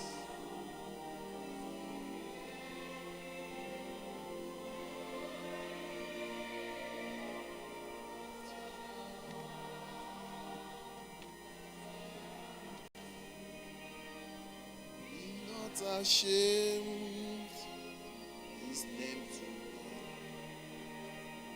Oh, tell the world that you are a Christian and take him with you everywhere. God bless you. So we are now doing the roundup talk, which is for everyone in the hall, and that is focused on how in hall we do as young professionals, artisans, and entrepreneurs, we would get it right. You remember that when we started this program, it was very important for you to take home that phrase, get it right. And we hope that from all of the engagements that we've had here, in your businesses, in your offices, in your artisanal works, in your home offices, that you would keep getting it right. So Brother Bayo Omole will give us this session. Let's give him a round of applause as he starts. Let me first thank all of you for having been so patient from morning till now. But before that, I want to thank the YDD, the church, for bringing this forward. I'm sure everybody here has seen that. If you think you are perfect in all these areas that were discussed today, can I see your hands? I can't see any hand. What that tells me is that we've all seen where we are deficient. We have all seen where we are deficient. How many students are here? Raise your hands up clearly. Let me see your hands. What we have seen here as students, let me read. I'm just going to focus on just 2 Bible verses. Just 2, so that it's not complicated. The first is Ecclesiastes 9:10a. Whatsoever thy hand findeth to do, do it with thy might. I'm talking about things that apply to everybody. Before I break down the summary. Whatsoever thy hand findeth to do, do it with thy might. If you know it doesn't apply to you, can I see your hands? The second is Colossians 3:23. And whatsoever ye do, do it heartily, as to the Lord, and not unto men. So, let me start with students. All of you here, if you are studying, imagine that Jesus Christ was your lecturer. was your class teacher. Imagine Jesus was the one that will mark your scripts. Imagine Jesus is the one that will place you in the next class. Imagine Jesus was the one that would, that would promote you. How would you attend classes? How would you study for your exams? How would you write for your exams? What amount of rigor would you put in to your studies? Go and think about that for a minute. And when you do know that, are you going to limit yourselves after you have passed? You are not going to look at other opportunities ahead. The people that invent things in this world, they have just one head, like you and I. There is nobody that has invented anything that I saw that had two heads. If you have seen anybody with two heads, can I see? But you know what? We have God in us. You see unbelievers inventing things. You see unbelievers, creating models. You see unbelievers creating things that we Christians now go and buy. God is in us. He that is in us is greater. We should be the light. I need students to understand. This cuts across everybody, but I'll leave that for students. When you see opportunity to write an essay, write it well. Go online, check. People, don't benchmark yourself with people who are inadequate. Benchmark yourself with people who have gotten awards. Go online. Don't use data for the wrong things. For artisans, are you meeting any need? Same for entrepreneurs. Think about the need you want to meet. Can I see the entrepreneurs here? Entrepreneur, of course, somebody has talked about entrepreneurship. What need are you meeting? We have talked about the 5 W's, right? We have been enlightened. You need to meet a need and then do something. Give value. How do you give value? Number one, rigor is required. Rigor means exert yourself. Exert yourself. All the proposals here today were what? Deficient. They were all not up to the mark. As Daddy said, he said, your proposal should be something you can take to the bank and say, I need a loan. Will the bank review it and say, okay, you know what? Let me give you 2 million naira. If you cannot build it to that point, then your rigor is not sufficient. You have not checked everything you need. Guess what? There are people God will minister to. Go and help that person. Go and help that. You see, when Cornelius was helped, he was ready for the help. When Cornelius and his household were helped, he was ready. He was prepared. You need to be prepared to be helped. I don't know if you understand what I'm saying. Be passionate about what you're doing. Be diligent. But guess what? Integrity. I'll tell you a short story. There are people inside this church that some people have given money to. People who do stuff, artisans, that they disappoint their brothers in such manner that you'll be regretting giving it to a brother or a sister. I'm telling you this not just from my experience, personal experience, but also other people in church that have spoken up. Christians disappoint Christians. Why? Why? Why would you say, I'm going to use a 3 mm gauge and then you use a 1 mm gauge? Why? Where is the integrity in that? Why would you take money from people in church and say, this is what I'm going to use it for, and then divert the funds? If you were in the world, you will be at EFCC. It's just that simple. But because you are with a brother or a sister, you think you have the right, you think it will pass. God does not want that. God wants people who will stand. Let me tell you another short story. Several years ago, I was helping some government people do do legal work.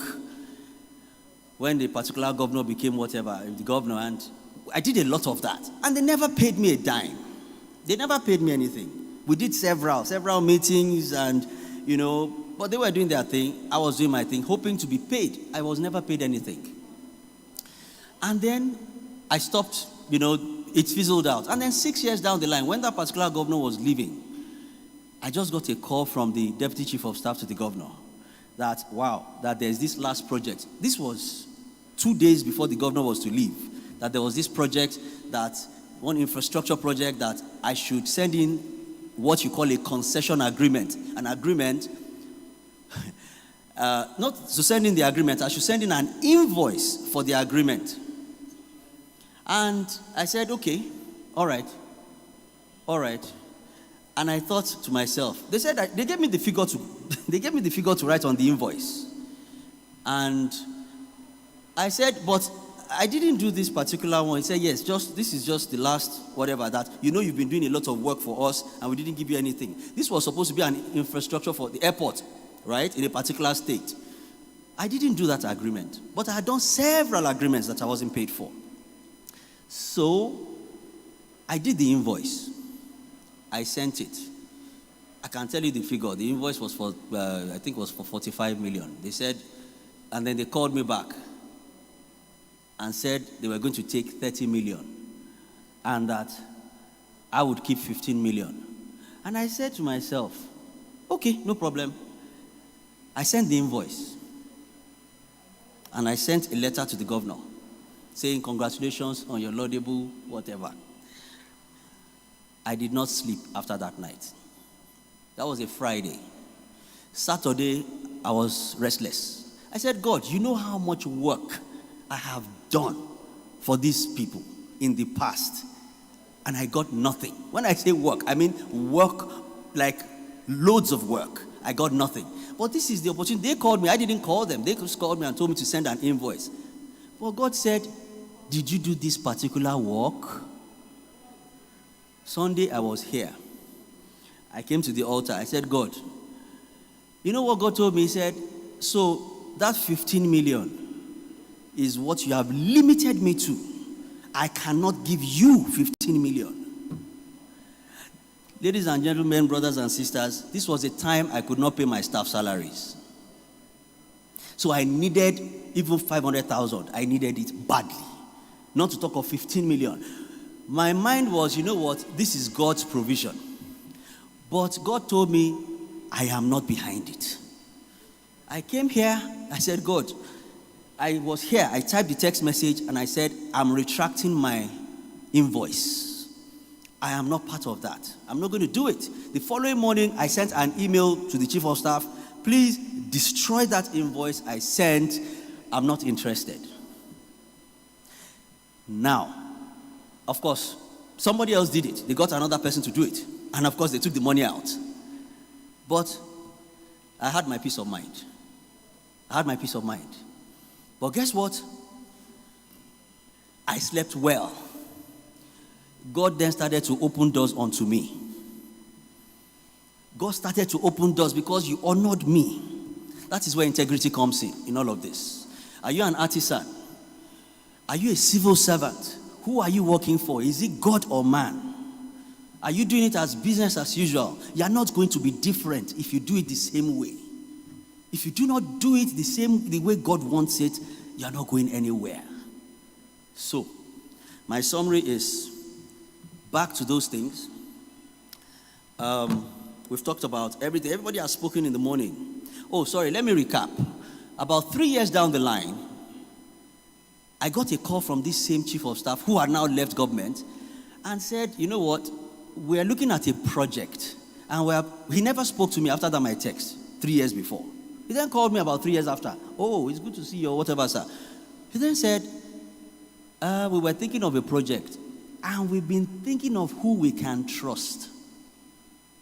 And we couldn't think of anybody. Now, these people have a lot of friends. I'm not one of their friends. But your name came up that we can trust you. So please go and field this project for us. This was a clean project. So when God says, be diligent, when God says, demonstrate rigor. Whether you're a student, an artisan, an entrepreneur, when your goods are substandard, when your cake is the one that has very little butter, but you have sold the one that has the best, quality, you have sold it as that. You are not cheating, man. No, it's God that you are doing it to. Do it as unto who? God. And that is the wrap up. Let us work harder. Let us trust God that He will always meet our needs. And guess what? Always speak up. The YDD is there. Always speak up. These are the ideas I have. These are the ideas I have. I need help. The YDD will always, I believe, find a way to find help. Of course, God is the ultimate helper. I was telling somebody today how information is key.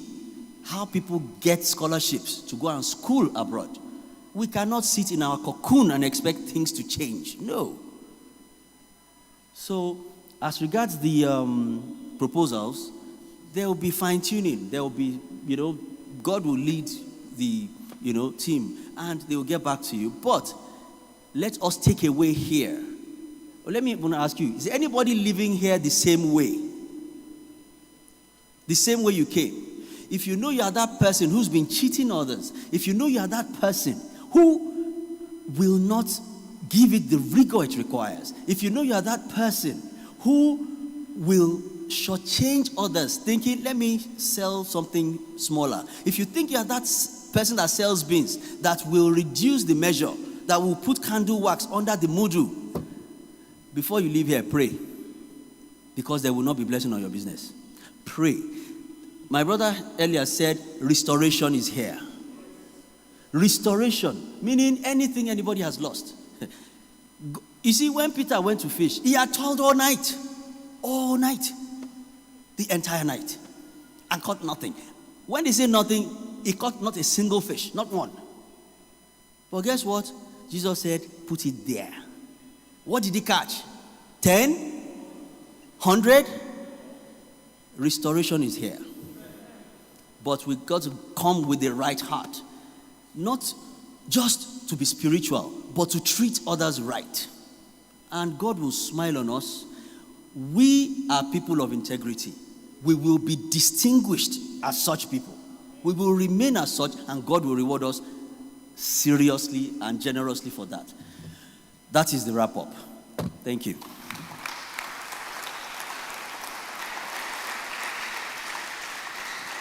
Thank you very much for that very powerful wrap-up. I'm sure that you've had learnings from all of the session and from this, from the talk that we've had now.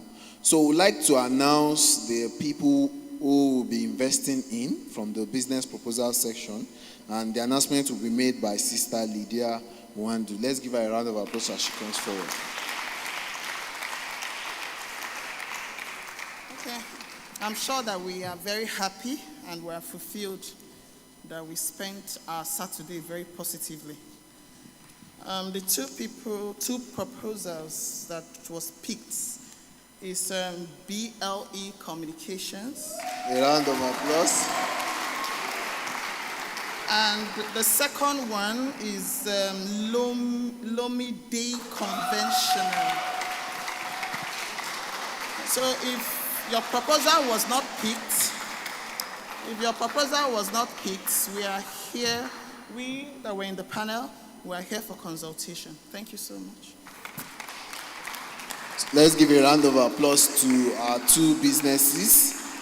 So yes, that's perhaps to also indicate to you that just as we're saying you should get it right, whatever support, financial, business consulting, presentation that you may need, the Youth Development Directorate is also available. And our panelists have offered graciously to also be available for ensuring that your businesses get tuned and they are financial worthy.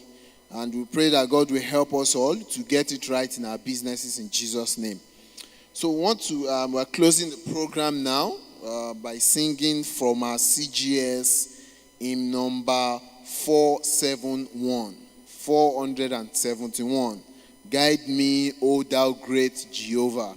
You know, most of all we've said here, there's been that very fundamental conversation that we need the guidance of God. We need the guidance to help us to navigate our path in our businesses, in our career path, in our entrepreneurship journey. We need the guidance of God. We'll take CGS 471, and please, the people exhibiting should please start getting ready. After the prayer, the exhibition commences, and then we'll have our lunch. After the CGS 471, our brother Noah would come and give us the closing prayer.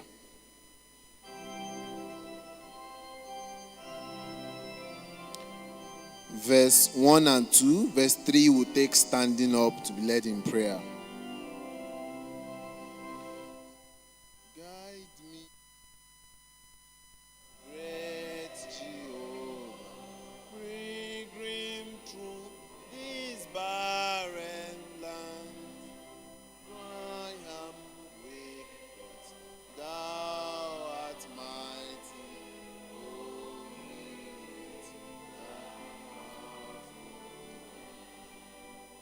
bread of heaven, bread of heaven, feed me now and ever.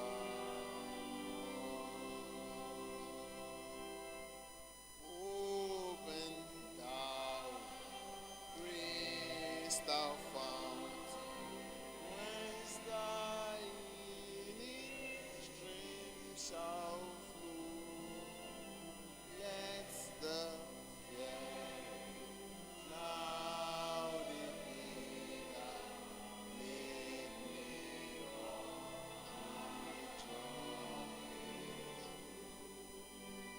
strong deliver, strong deliver, be thou still my help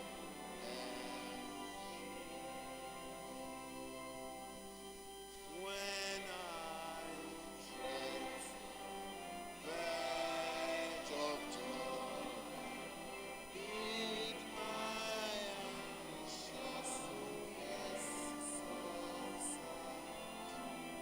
Death of death, hell's destruction,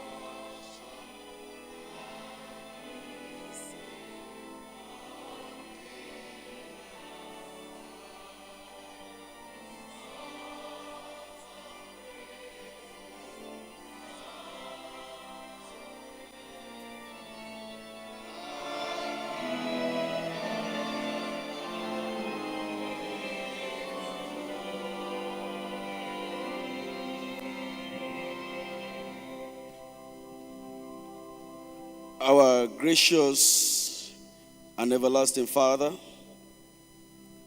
we thank you for this great gathering. Thank you for the gospel of Jesus Christ. We thank you for the hope of heaven. We thank you because you have fed us, that we need to get it right so that it shall be well with us. Thank you for the sessions we have had. Thank you for changing our mind. Your word said, if you know these things, happy are ye if you do them.